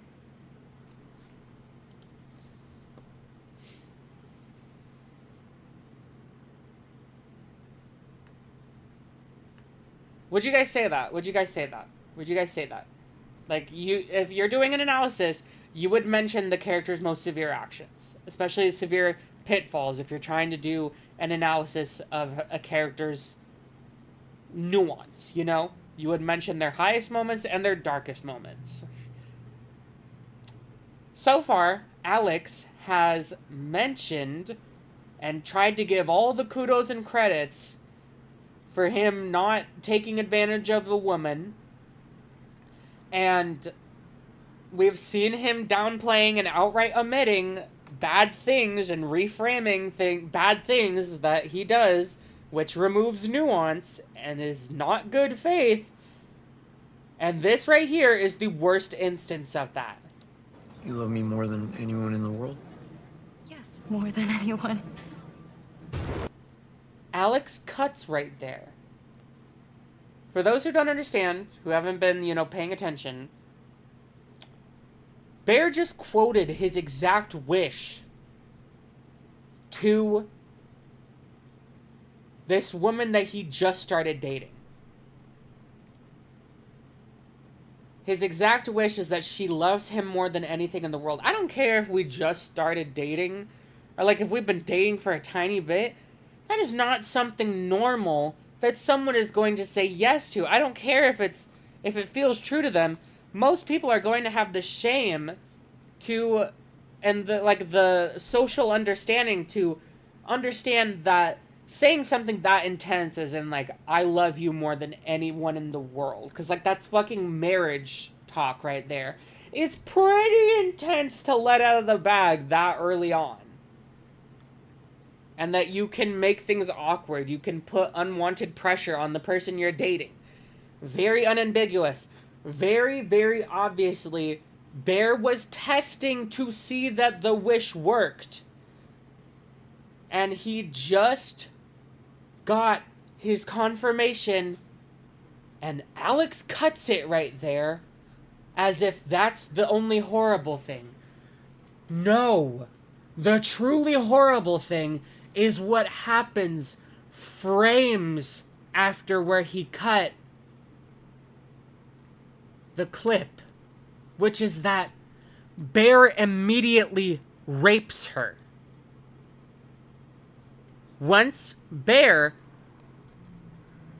confirms that the wish has worked and that he has stripped her of her autonomy completely, and that it's not just drugs or whatever, he rapes her.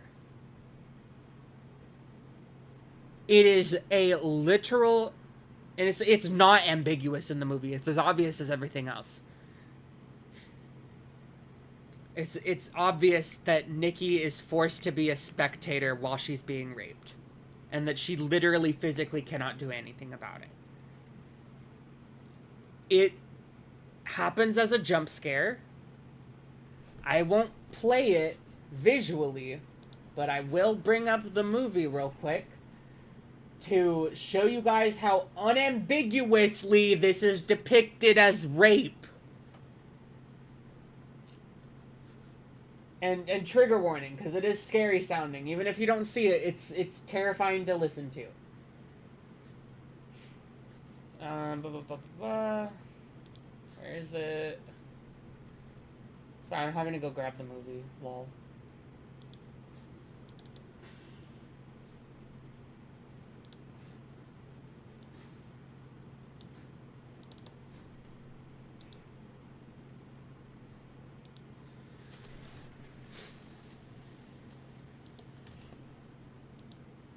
Alright,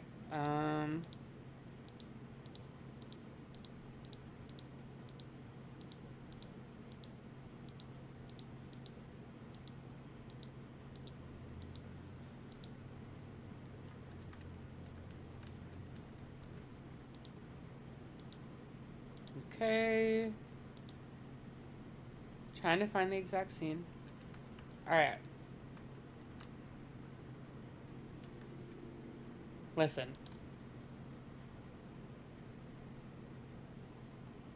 You love me more than anyone in the world? Yes, more than anyone. You can see her trying to break out in that exact moment in the scene. We'll look back at it in a second. Nikki, Yeah? And then he immediately asks her, does your dad really have cancer?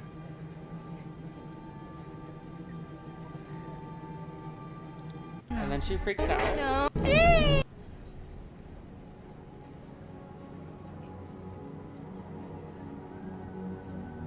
Then why does it matter? So he's just got confirmation that she is under the spell. She's not there. She's not...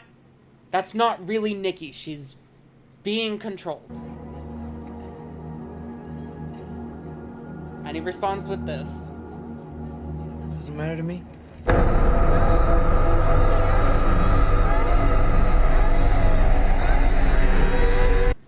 That's the sex scene right there. Video is not on screen for a reason. That's the rape scene. Unambiguously, as possibly, framed horrifically.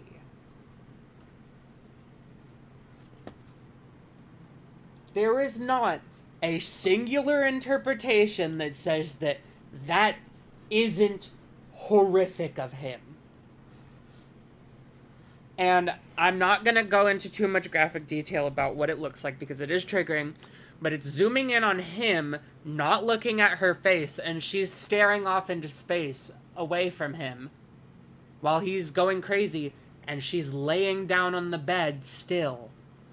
Just like Alex described her. Alex described the archetype of the real Nikki, the actual Nikki's personality.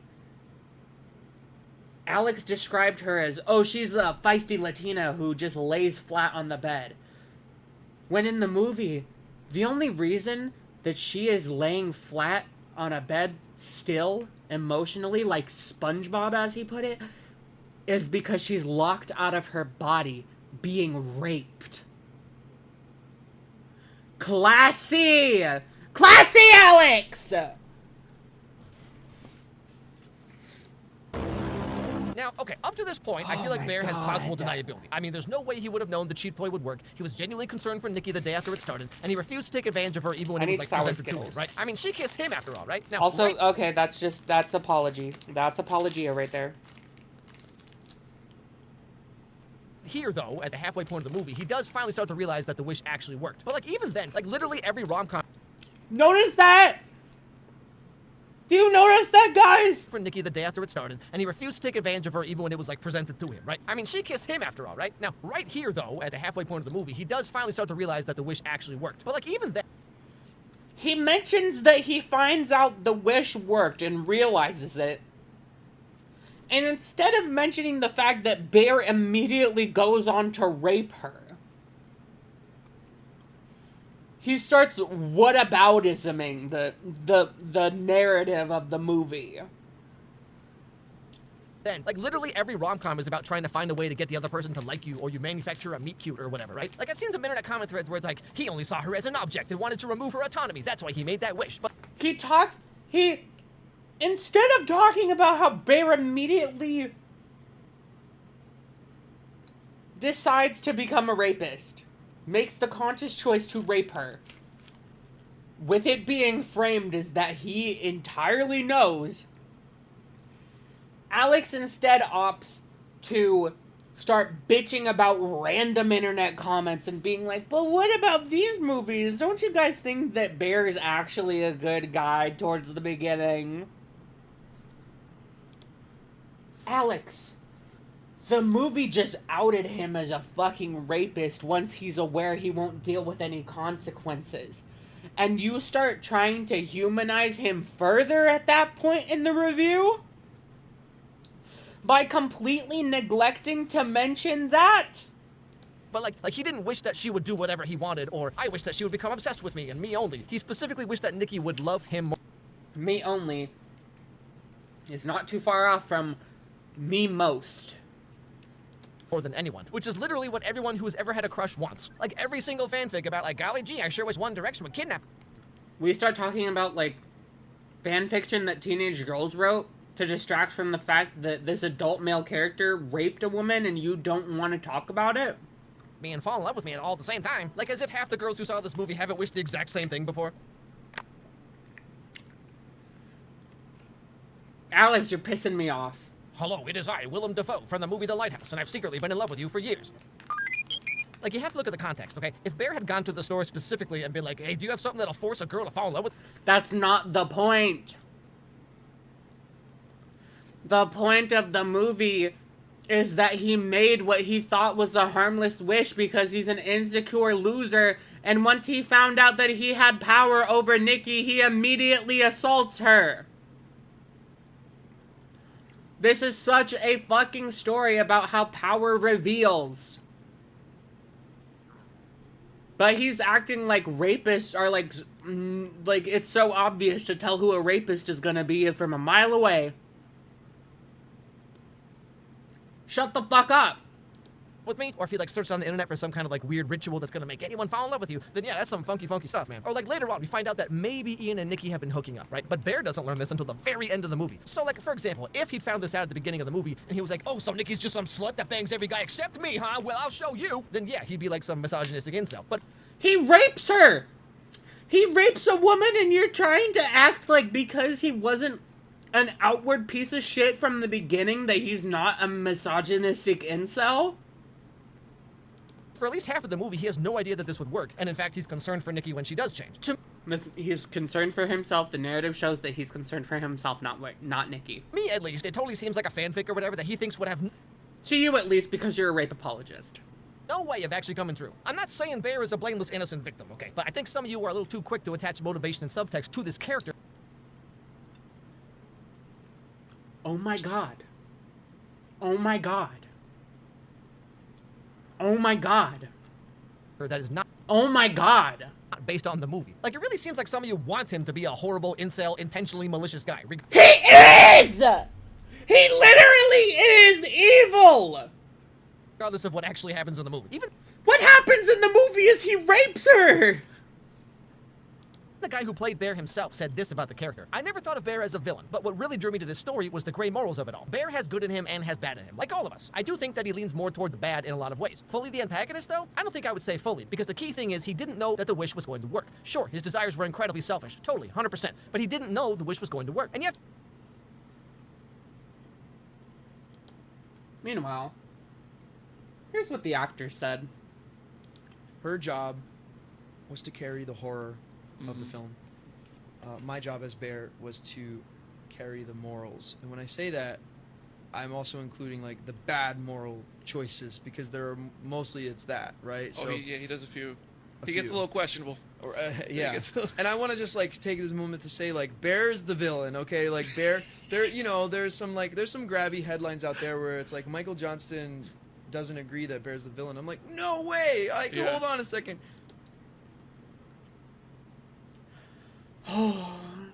And beyond that, here was the director. Here was the director when interviewed by The Hollywood Reporter on Bear. I found it fascinating how the movie handled the tricky issue of consent. From the first night, Bear, Michael Johnson, and Nikki Indy, that is not a Spanish name, spend together when he's worried about crossing a line, to Hansel and Gretel poem at the party, and in many other moments, it's clear that you put up the issue as front and center. Only in subtle ways, it's very not subtle. Excuse me, Jesus. I wonder if there was a nervousness about that aspect, if anybody wanted to make it more clear what the side of the movie was on. Yeah, there was. When we were shopping around, there were companies that told me they would give me $2 million if I just rewrote the script to make Bear a hero. I was like, I'm not rewriting the script to make Bear a guy that does all the right things. It's so much more interesting that he doesn't do the right thing and instead tries to make the relationship work. And he just keeps making bad decision after bad decision. The movie would have been so boring if Bear was going on a journey to figure out the lore of the One Wish Willow, so I turned down the more money to tell the story that I was more interested in telling.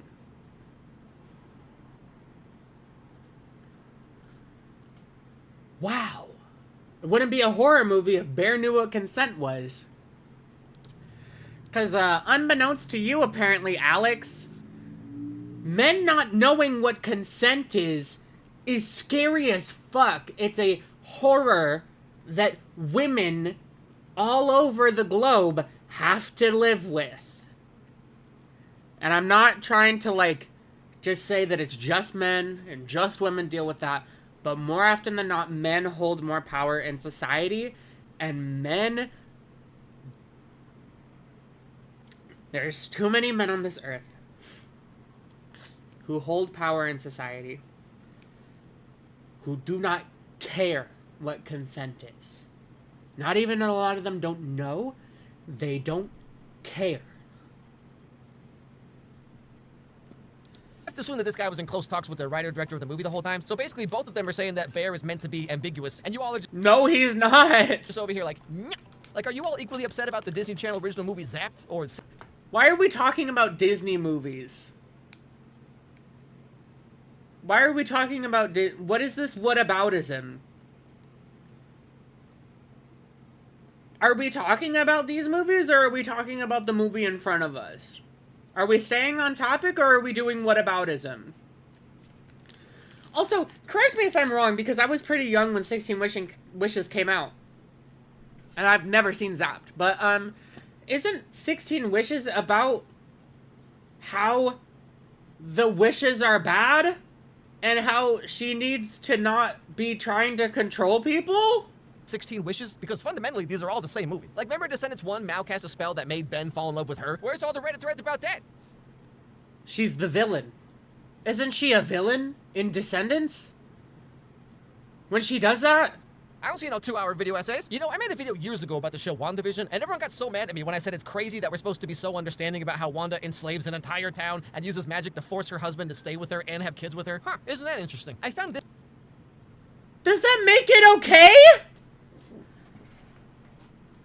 Alex, what?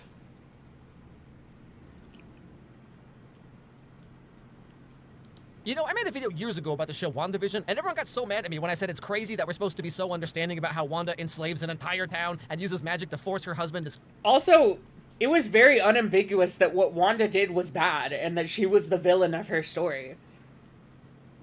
Crossing the line of, yes, she dealt with unimaginable tragedy, and she's clearly fucking depressed, but she also is using her power for evil. And it's crazy how you understand, and you're like, why are we supposed to be, like, why are we supposed to be sympathetic to this woman enslaving everyone? And then, which is not what the story is supposed to be about. You're not supposed to be about sympathetic to Wanda enslaving everyone. What the fuck? That's why she's the villain. She's the villain of the story, and immediately goes on to be the villain of the next movie she's in, where she kills herself.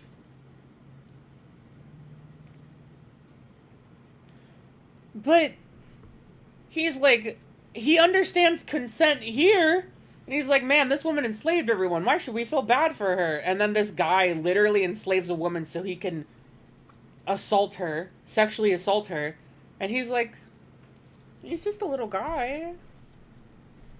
Fuck off, Alex. And because other people don't understand what you are now failing to understand, doesn't mean that not understanding it is a good thing. Stay with her and have kids with her? Huh.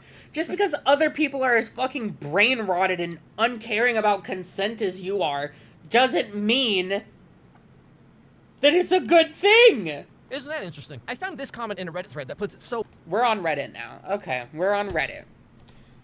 You guys, you don't understand. I understand so much about consented women. I went on to Reddit.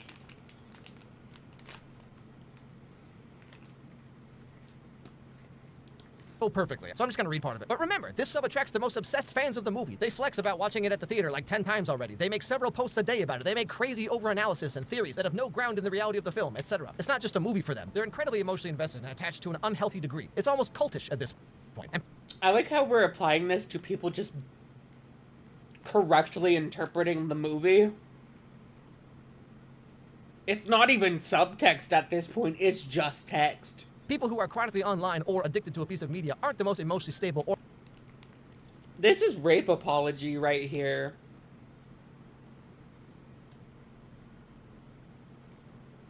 This is gaslighting and this is rape apology. At Goosebumps67 donated $4.99 to the nation. The show makes it very clear that Wanda was in the wrong and the whole point is that she has to let Vision go. Exactly.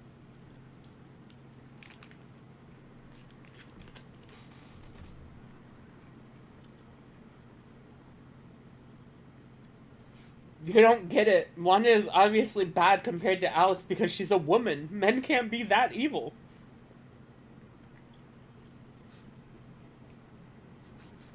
This is rape apology and gaslighting, by the way. I hope you guys realize that. Like, in response to people talking about how Bear is like a crazy, fucking evil, misogynistic incel that rapes a woman. Like, responding to that with, people are chronically online and addicted to a piece of media, and they're not emotionally stable enough to be media literate. These dumb females are always thinking with their emotions. Or media literate to be... Real intellectual thinkers like me see rapists as human. Get with. So a lot of it comes from an emotional standpoint, hence the refusal to engage with the material in good faith and just making it say what they want the movie to say in an over-the-top, sanctimonious, dogmatic way. It's like a ritual for them, a catharsis. See also Encanto. But anyway. Why are we talking about Encanto in a movie review about a horror movie where a man rapes a woman?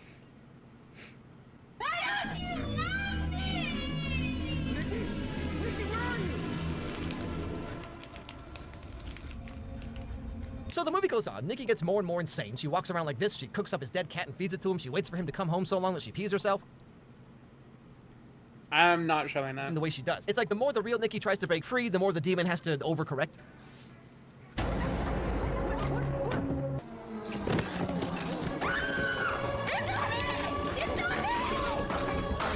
See, right there, she literally says, it's not me. It's not me. Once Bear realizes that this happened because of the wish, he finds a phone number on the back of the box and he calls it to try and get his wish changed. Is her love real? Just because you chose this for her doesn't make it less real.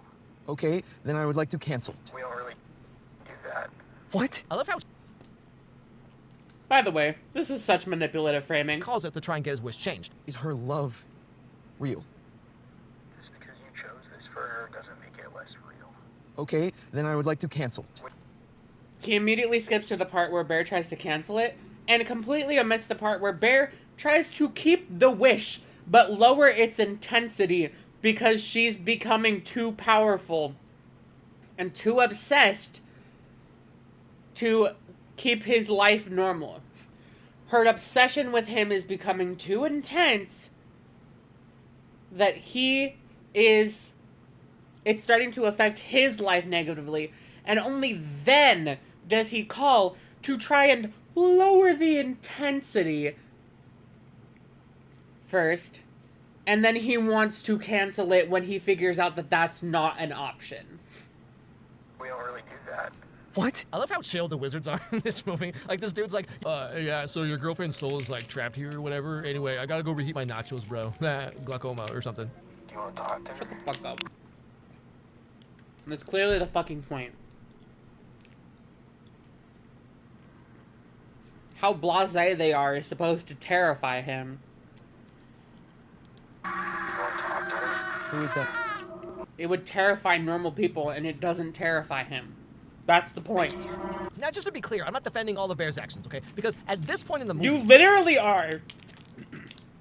You quite literally are. He knows the wish worked, and he knows the real Nikki's soul is like trapped or whatever, but he keeps on dating her and tries to like continue on as if this isn't the most horrible situation anyone could imagine. Although, to be fair, what is he supposed to do? Because kill himself? It's the fact that he didn't even try until the wish he made started causing him issues. He didn't try to do anything when he realized that the wish worked, and at that point it was just letting him rape her. He didn't try to do anything there, so the fact that you're like, well, what is he supposed to do? Literally, did he try anything? No, he didn't try anything. He immediately took advantage of her. That was what he did. He didn't try to undo it. He immediately took advantage of her. if he breaks up with her, she's gonna hunt him down. And the only other choice, as we learn, is that the spell will break if he dies. What the hell? Good. What can I do? At that point, yes, kill yourself. When you die, the wish will go away. You sure there's nothing else I can do? Yeah, I mean, as long as you live. Sounds to me like you have a moral obligation to be there for her. Another option appears when the real Nikki's able to speak very brief. Also, oh my god. Why are you drawing her like this, dude? While the demon Nikki is asleep. You are you, Nikki.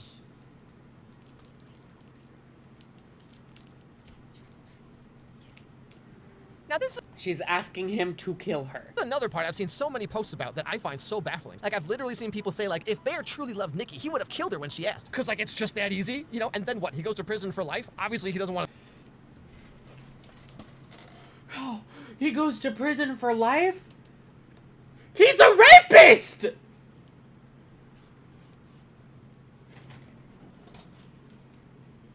Why are you acting like a prison sentence is unwarranted in the context of the movie? He raped her!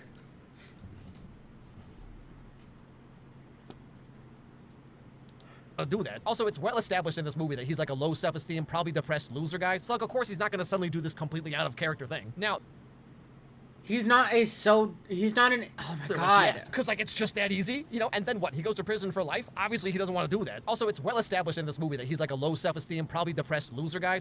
He's not a low self-esteem, probably depressed loser guy, except on the surface.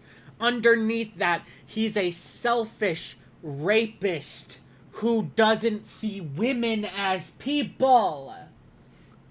So, like, of course, he's not going to suddenly do this completely out of character thing. Now, that being said, his reaction to this is very telling, though. What would be so bad? What's so bad about being with me? Yeah, that's not the fucking... That's the real Bear.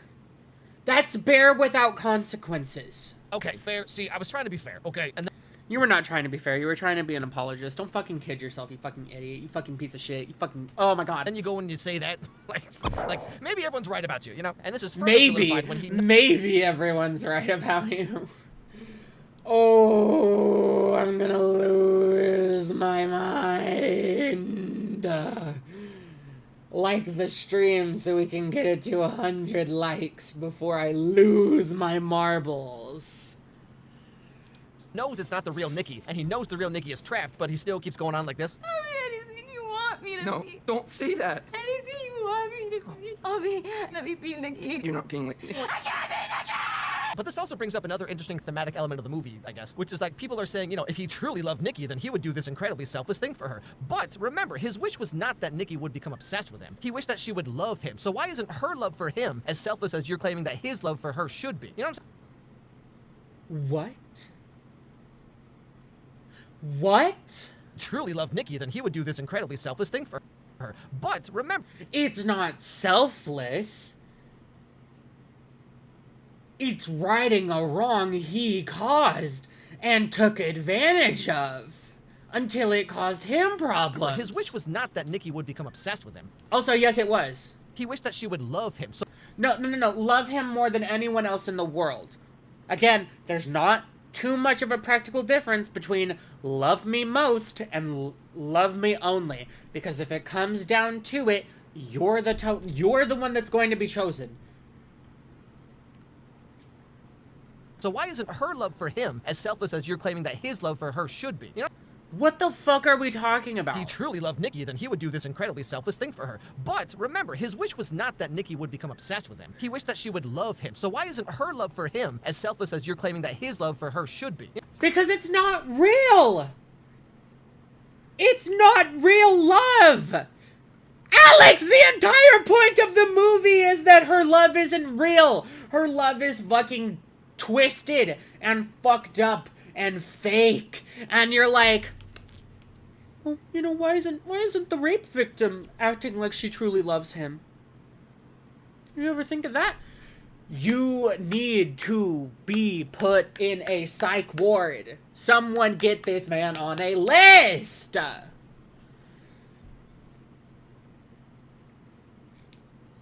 Yeah, all of his love is about... Oh my god. Her love is literally being forced upon her. She doesn't love him. The wish was selfish.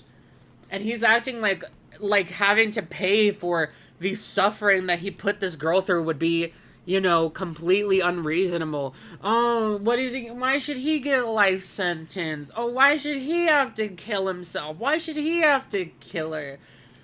Because he enslaved her and raped her repeatedly. That's why. You know what I'm saying? Again, I'm not saying Nikki's the best. It's getting to the point where it's getting too difficult to control her. That's why he's suddenly wanting to change things. Because it's too difficult to control his sex slave.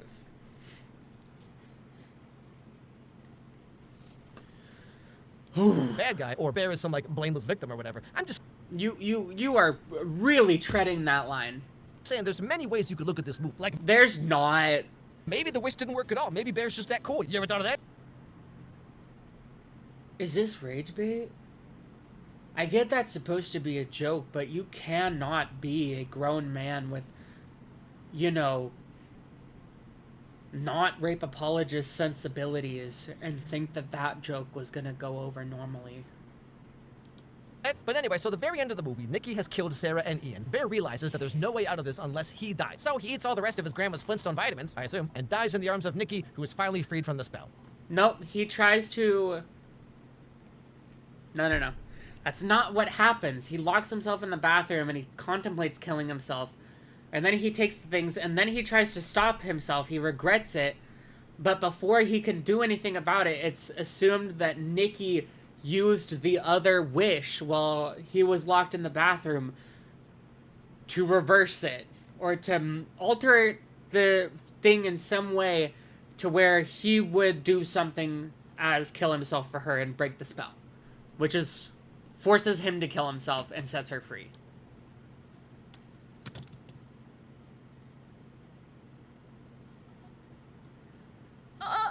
But Bear was a piece of shit until the end.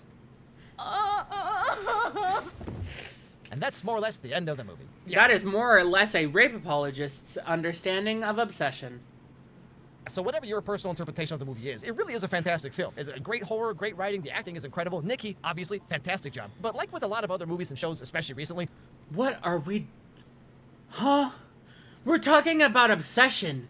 And you have heated rivalry, hoppers, and Digital Circus, the last act, on the screen?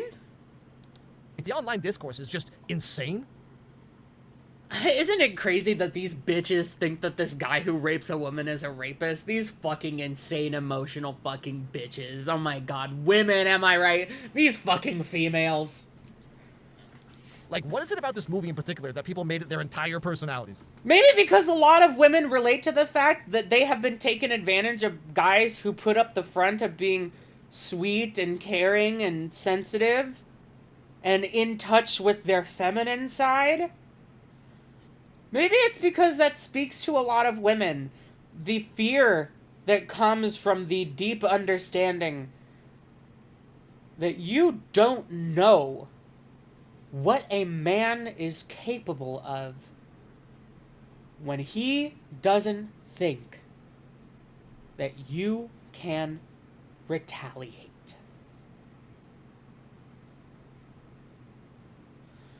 Like, there's something very funny to me about how this movie about the dangers of unchecked obsession has gone on to spawn one of the most insanely obsessed fan bases I've ever seen. Congrats, y'all, nailed it. Now again, I need to be very... He's just blaming women for correctly reading into a story about nice guys and rape and the capacity for anyone. How it's, you know, I'm gonna channel Ratatouille. Not everyone has the capacity for rape, but a person with the capacity for rape can come from anywhere. And that is a terrifying, terrifying thing to reconcile with. Very clear here, okay? The willow is a metaphor for drugs used in date rape. Yeah. Ultimately, Bear is the bad guy. He doesn't know what he did. Funny to me about how this holy shit, he finally says movie it. about the dangers of unchecked obsession has gone on to spawn one of the most insanely obsessed fan bases I've ever seen. Congrats, y'all, nailed it. Now again, I need to be very clear here, okay? Ultimately, Bear is the bad guy. You wouldn't have to be very clear about that if you weren't fucking making apology for him the entire time. If you weren't making excuses, if you weren't admitting his worst behavior the entire time and leading your audience to think that he's some kind of uwu soft boy that he pretends to be! He doesn't know what he did until late in the movie, but when he figures it out, he just keeps on rationalizing to himself because, like, he wants Nikki, and he doesn't seem to really care that she's being tortured the whole time, but rather he wants the demon to just act like Nikki so that he can pretend that he's... And see, it's all good and well to acknowledge this at the end, but right now this is the words. This is the words, and you guys know about that very, very, very niche, very unheard of, never before mentioned saying that actions speak louder than words. This is the words part. And the actions was him, this entire review, making excuses for and omitting all his worst behavior. And lying about him to make him seem better. He's actually dating Nikki, you know? Like, this is a bad dude. Yes, absolutely. Nikki is completely innocent. Her life is forever ruined because of some depressed, selfish loser guy, okay? Yes, yeah, and you couldn't do anything but sexualize her the entire review. The outcome of the movie. But how we get to that point, I think, and is a lot more nuanced than a lot of you were giving the movie It's not nuanced. It's just subversive. Pushing 40 and not understanding consent is terrifying. Join the Patreon. Delete your Patreon. Delete your Patreon. Anyways, that was the worst review that I have ever seen. And now we move on to Alex's responses to everything. As we move on to things, I'm going to switch over to the Screenies thing so we can see it a little bit better. Alex Meyers 01, this is his Instagram page. It's interesting to me that some people are so upset about my video trying to fairly examine Bear. Also notice how he says fairly examine and like refuses to acknowledge that all the shit he omitted and twisted and reframed. When there are hundreds of true crime podcasts that do the same thing to real life rapists and serial killers, and women love those podcasts.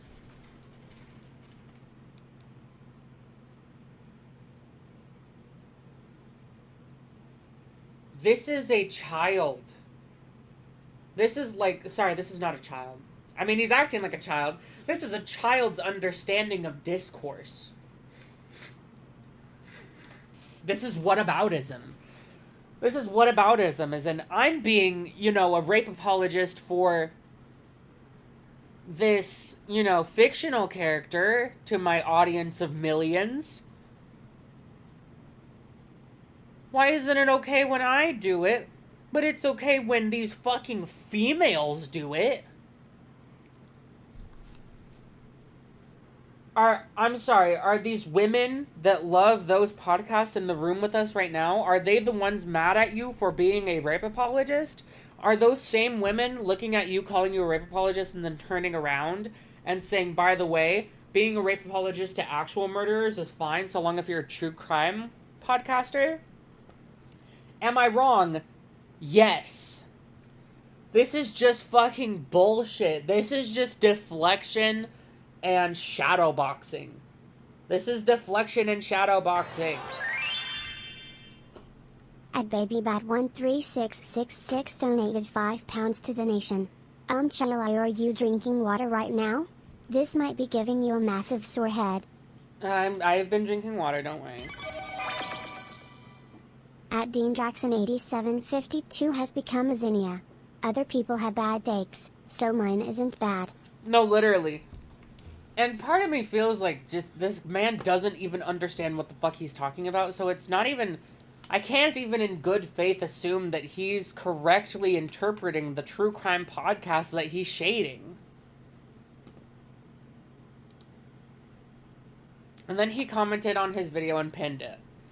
Unfortunately, some of you are doing the very thing I talked about in the video. You are only seeing and hearing what you want to out of my video instead of actually listening to what I'm saying. Alex, we just listened to your entire video. I say multiple times in the video, Bear is bad. He does bad things. He is a villain. You say one time that he is a villain. You say one time that he is a bad person. You maybe say a couple times that he is doing bad things. But for most of the movie, you're making excuses and reframing things that he does that are bad as totally fine and understandable, you guys. My video was in reaction to people saying that he is some kind of evil incel from the beginning.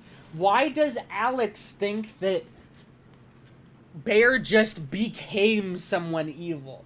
The whole point of the movie is that Alex is evil, or not Alex, I mean, Alex does sound pretty evil, but that Bear is evil from the beginning. He just doesn't show it until he has no consequences for it. I say in the video, after he really goes on to be the bad guy and gets worse. I didn't feel the need to show every single instance of him being bad, like the post-diner scene, because they're all covered by the statement itself. This is the good faith and nuanced review of the character chalking up raping a woman to being bad? And referring it to it as the post-diner scene? You can't even call it rape at this point because you don't want to acknowledge that it is. Sorry for missing this. Had quite a day at work. Jesus Christ. Welcome in, Rin. This is a unhappy stream for you to join to. We're talking a lot about rape right now. So, trigger warning. I am not defending Bear. You literally are defending him. But some of you are literally only hearing what you wanted to hear and not hearing the actual words that I say in this video. This is just gaslighting. This is just fucking gaslighting. You guys are actually crazy. None of you, like, hearing, like, all the bullshit that I'm spewing. Like, all of you that are hearing, like, how fucking crazy I am, you're just fucking crazy, okay? You fucking women don't know fucking women think with your emotions too much.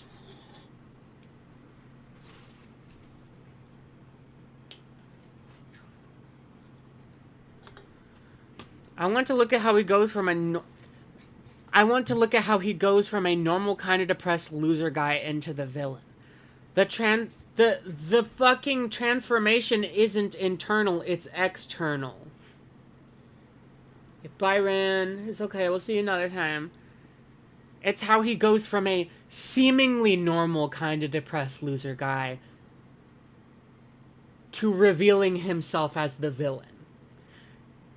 He is the villain from the beginning. The fact that you think a man can just flip on a dime like that and suddenly become, suddenly be overwhelmed with the capacity to rape a woman is terrifying.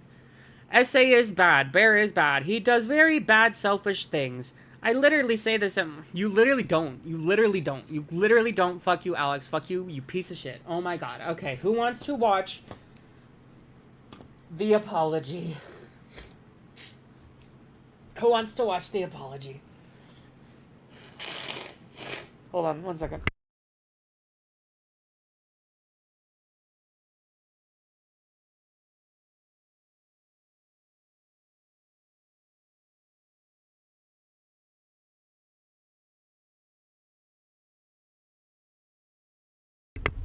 There's more evidence to reveal that someone doesn't change. Someone isn't corrupted by power.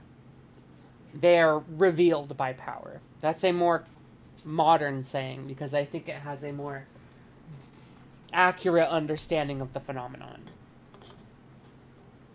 Because at that point we can just say, oh, well, it's the power's fault. It's the power's fault, and not, hey, this person always had a capacity for evil.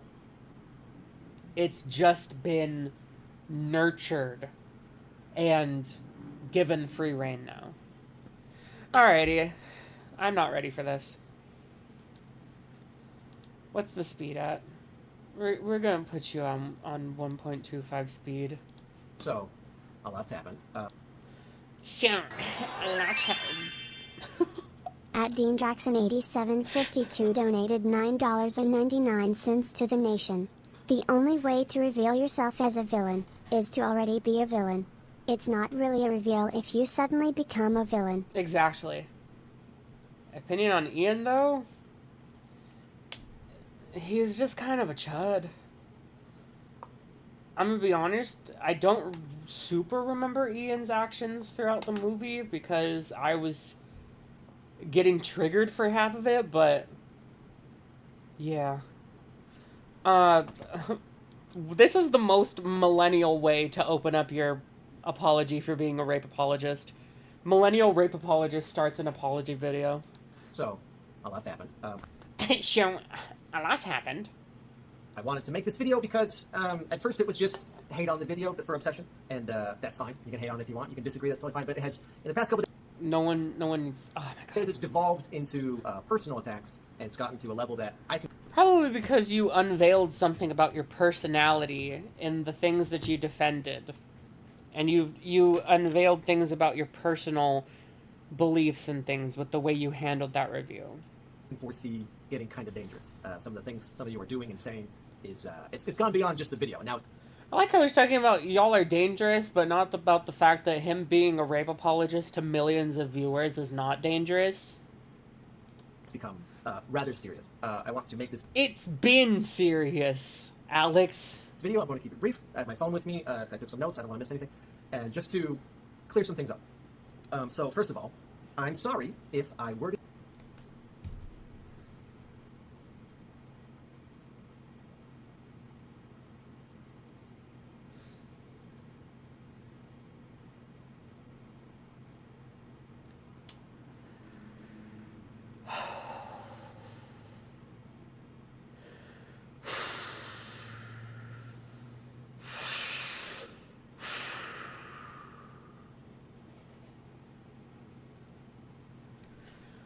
Starting off weak and anemic, I can see.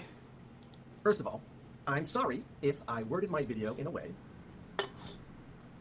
I'm sorry if I worded myself in a way... that made it sound like... That made it sound like... I am defending rape or... You... literally did. You literally defended sexual assault.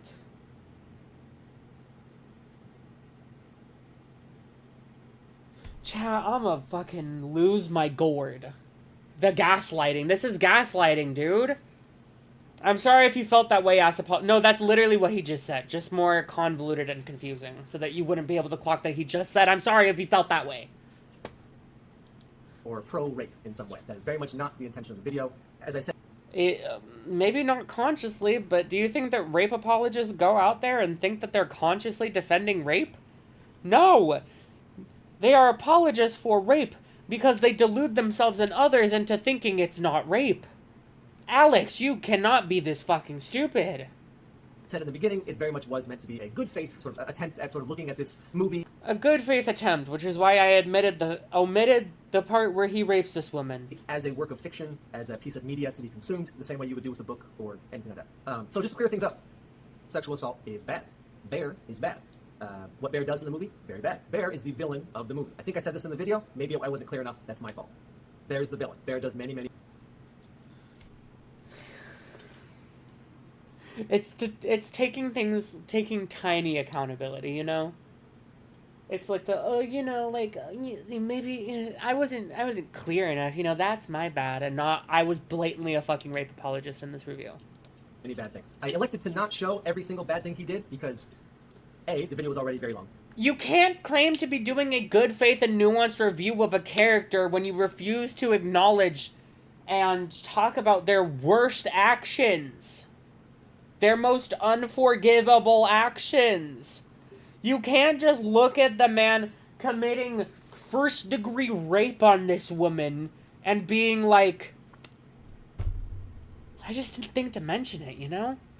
And B, I had already said that he was bad, so I didn't feel the need to... Being bad is not the same as being a rapist and enslaving a woman sexually. Show every example of that. The fact that you think rape is just something bad, I am disturbed. Because I tried to make it clear that from like the diner scene onward, he is bad. No, he's bad before it, dude. Oh my god. So, what he does is bad. Having sex with Nikki after the diner scene, bad. Trying to alter the wish, bad. The full reaction to sleeping Nikki, talking to him like in her sleep or whatever, I didn't show that full thing because I thought I had already said that he was bad, and so his reaction to that is very bad. And listen, I admitted things because I barely fucking mentioned them and thought that you all would have understood how deep and twisted he actually was. From me mentioning man bad and not man is an unapologetic, desperate, slave-owning rapist. Very telling that he is in fact the villain. I can't remember everything in the movie, but just everything he does after that point is bad, and it gets worse. And I tried to make that clear, and if I didn't, I'm sorry about that. When I said that, of course, I'm speeding you up. Not going to kill her like she asked. That wasn't meant to be a defense of him. That was me simply doing an objective observation that I don't think anyone would have done that in that situation. So no one would have got into that situation that wasn't an evil fucking person. To me, it made sense that he made that choice. Not because it's a good choice, but because that seems like a normal reaction, especially for someone who is bad, like Bear. The video is not meant to be a defense of Bear. I think I say that in the video. It is sort of an objective observation of how he gets from the beginning of the movie to the end of the movie. Addressing some other comments, the Latina jokes were conceived by a Latina woman from Central America. A Latina woman, as opposed to a Latina man. Oh, it's giving tokenization. You guys, I can't be a racist as a white guy. I have a Latina woman editor and a writer who says all my racist jokes for me. There's a difference between a Latina writer making jokes about a fetishization that she herself has likely had to deal with in her life as her demographic, and you, a white guy living in a country that is currently persecuting them en masse and sexually abusing them in captivity. It's a little different than that, isn't it, buddy? It's a little racist. It's a little different. It's a little different, isn't it? This is like when Shane Dawson was bitching about the fact that, like, Asian comedians can make Asian jokes about their own ethnicity, and he's like, well, why can't I joke about those fucking Asians? And to me, they seemed no more problematic than your average Instagram reel or, like, SNL skit. Instagram reels that do talk about, oh, we need to save the Latinos from ICE because they're so fucking sexy. I can't lose my hot, big booty Latinas. Though that is fetishism. That is fetishizing Latinas, and that is racist. That is bad. The fact that you think that that is not bad is bad in and of itself. Alex, Jesus Christ. Like the Bad Bunny Tia skit, to me, they seem perfectly in line with all of that. Some people said that they were offended by those jokes. They were not meant to be as such. They were meant to be silly, written by someone who is in that group. Going off of that, the joking nature of the video itself is not meant to make light of rape or make light of what happens in the movie. Then you failed as a comedian. You failed to bring light to a dark situation because you did not understand the darkness of the situation. You cannot tastefully light a room whose darkness you don't understand. That's my Shakespearean quote for the stream. Directly, but rather that's how my videos have always been for 10 years. That's kind of the shtick that I do. Do these Oh my god, Mezzy Nonster. goofy animated cartoon videos about movies. Yes, goofy animated cartoon things about videos where you're not being a rape apologist. When you combine those things, it combos. It's bad. The jokes were too jokey for the subject of the movie. Maybe that was a mistake on my part. You know, and I was fully aware, like I said in the intro of the video, I was fully aware that people would disagree with my opinion. Like I said, it was made in good faith. I knew people would disagree, but as I said at the beginning of this video... Fuck off, dude! I fucking hate this man. Where it's not just disagreeing about my thoughts on the movie, but now it's got to a point where people are spreading complete lies about me. And from the DMs I'm getting and from what I've seen, it's getting to a point where it could become, like, very real. So I just want to reiterate a few things. Some simple and some not. Is anyone else finding it really funny that this guy is, you know, he didn't care about the harm and upset of his actions until it started affecting him, and now he's still avoiding accountability because of a drama that started from a bad review he made about a movie about a man who only takes action when it's starting to negatively affect him personally, and even then refuses to take accountability? Is anyone else thinking this is funny? Does anyone else see that? Oh my god.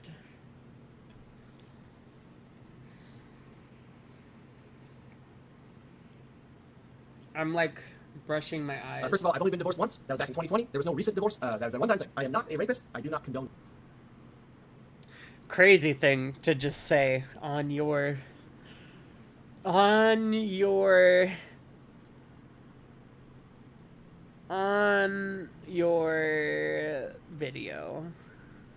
Alex, I am not a rapist, Meyers. Everyone. One-time thing. I am not a rapist. I do not condone rape. I do.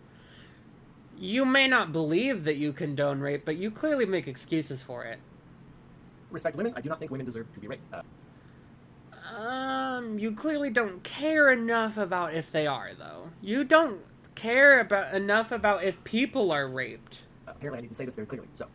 You need to act like it very clearly. I accidentally refreshed the video. About me, and from the DMs I'm getting and from what I've seen, it's getting to a point where it could become, like, very real. So I just want to reiterate a few things. That was back in 2020. There was no recent divorce. That was a one-time thing. I am not a rapist. I do not condone rape. I do respect women. I do not think women deserve to be raped. Apparently, I need to say this very clearly, so... I like how he says, apparently I need to say all these things that, I need to say all these things very clearly, like he didn't just fucking act like he believes in the exact opposite. At Dean Jackson 8752 donated $4.99 to the nation. Normal people don't have to claim not to condone something, because they don't say things that make it seem like they do. Do not diddle, kids! No good diddling, kids! Also like how he says he doesn't condone it, and not the fact that he condemns it. He does not condemn Bear. He does not condemn rape. He only ever makes excuses for it to delude him and others into thinking that he's not condoning the act. Or doing that bullshit where he's like, oh yeah, he did it, but he's just a little guy. And the car. To close things out, I'm not a thought leader. I'm not a politician. I'm just a random guy on YouTube who's making... No, you're not a random guy on YouTube. You're a man on YouTube with 3 million followers who has an audience. You have social responsibility to know what the fuck you're talking about. And to handle it with care. Especially when it comes to things that you know are sensitive topics like sexual assault and consent and sexual slavery and suicide and all things like that. Jesus Christ. Cartoons about movies, and some of those movies have heavy subject matter. Sometimes it relates to you in a very direct way, but ultimately I'm just making mostly jokey cartoons about movies. Maybe save it for something that isn't so fucking sensitive and heavy then, Alex. If you want to be all hee-hee, jokey about everything, maybe don't talk about rape. And maybe you don't think they're funny, or you don't think they're good, or whatever. But that's all I'm doing. And I've never claimed to be a perfect person. I've never claimed to be. Oh my god, I'm not perfect. I make mistakes. Shut the fuck arbiter up. of morality. I'm just a dude on YouTube making jokes about it. You are not just a dude. You are You are an internet celebrity that has millions of followers that millions of people watch and listen to every day. And you outed yourself as a weird fucking rape apologist. Thank you, Alex. That was terrible. He deleted both the Obsession review and his apology and has not said anything about it since. Alex, you should fart into a jar and then breathe through it.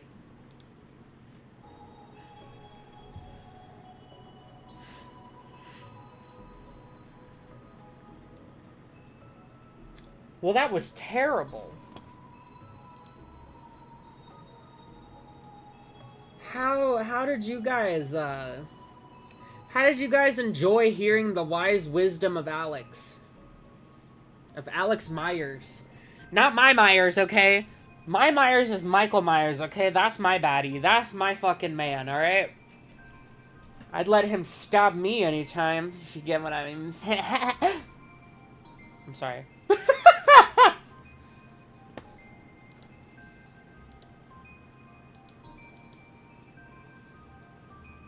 Sweet fucking Lord.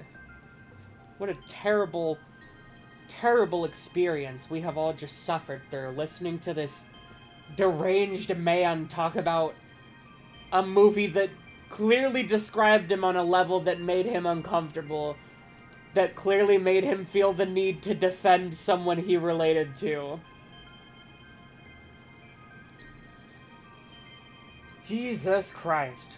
What a terrible fucking experience. The bunnies are good eye bleach. Also, for those of you who didn't see it, I made a short yesterday about Thuman and the fact that she has her channel back. She's just not able to make any videos right now because it will confuse the system while she is trying to recover all of her old videos. So she asked me to make a short for her explaining that. And I do have the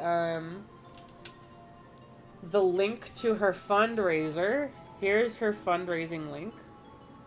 This is for Thuman's Ko-Fi fundraiser for her to try and get justice for her cat, who there's evidence to suggest passed away from medical maltreatment from the clinic. Justice for Thuman and justice for Gigi.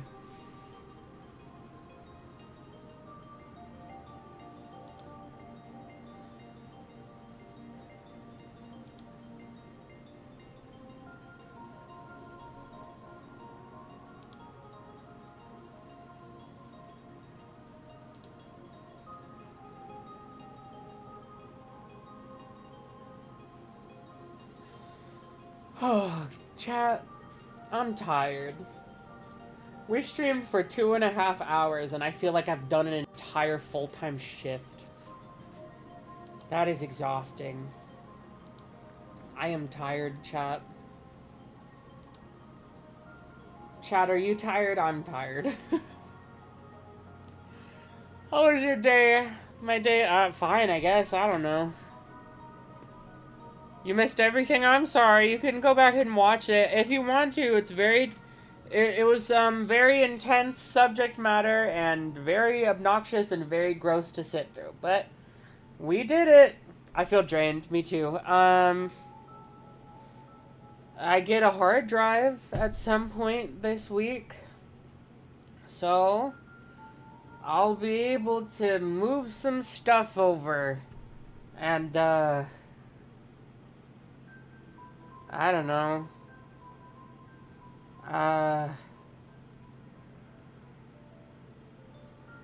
Maybe when my computer starts acting better because of that, I'll be able to, like, start streaming the video games more because my computer will be running better. No. All my public streams, especially all my, like, I don't want to say drama streams necessarily, but all my, like, big topic streams are public. You just go onto my channel and you go to the live tab and they're all there. There's also some playlists that have the drawing streams, which are unlisted, and then, like, I have another channel for the gaming streams because I like to shove them over there once I'm done. But yeah, the big hitter streams, they're all publicly available forever. Chat, can we get 10 more likes to get the stream to 100 likes? Because dear God, I'm tired. I want to feel like I earned it. Also, did y'all see the tweet I made today? I made a tweet today about Lio, about Peepaw.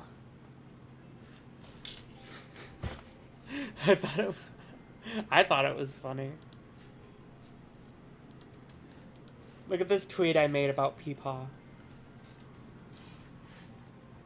Oh my god, like the stream! We're almost at 96 likes. Guys, we only need 4 more. 4 more likes.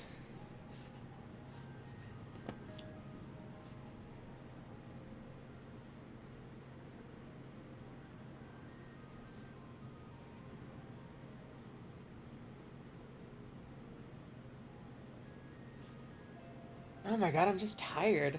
I think that the Mormon Legos, as upsetting as it is, doesn't have to do with such violating topics, so it will be easier to digest the injustices witnessed there, you know?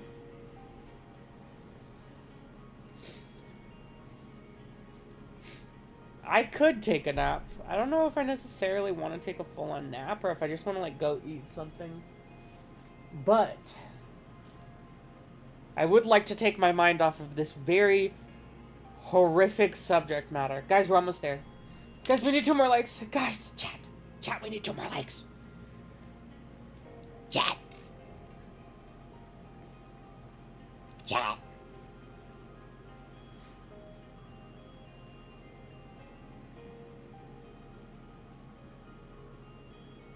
We're not ending until we hit them triple digits. Oh, we did it! We got to 104. Let's fucking go, chat. Alrighty.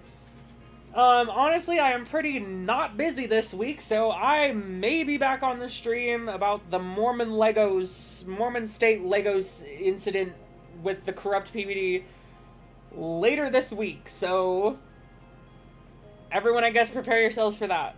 That'll be fun. Oh my god, 107! Woo! Alrighty. I'll try and stream something else this week. If not the Mormon thing. I just keep calling them Mormons because I'm conflating all Utahns with Mormons, which is reductive and bad. Don't do that. But also, I don't care. So, I will do that stream, and if I don't do that stream, I'm sure there's other things in, like, the vault that I've wanted to stream about for a while that I'll look back into, but, or, you know, we can try and do the gaming stream once there's enough space on my computer, but for now, goodbye, chat. Thank you all for being here. I actually do feel physically better, even though I feel emotionally worse. I do feel physically better right now, like, my nose isn't running all crazy. Anyways, bye, chat. I'll see you guys later.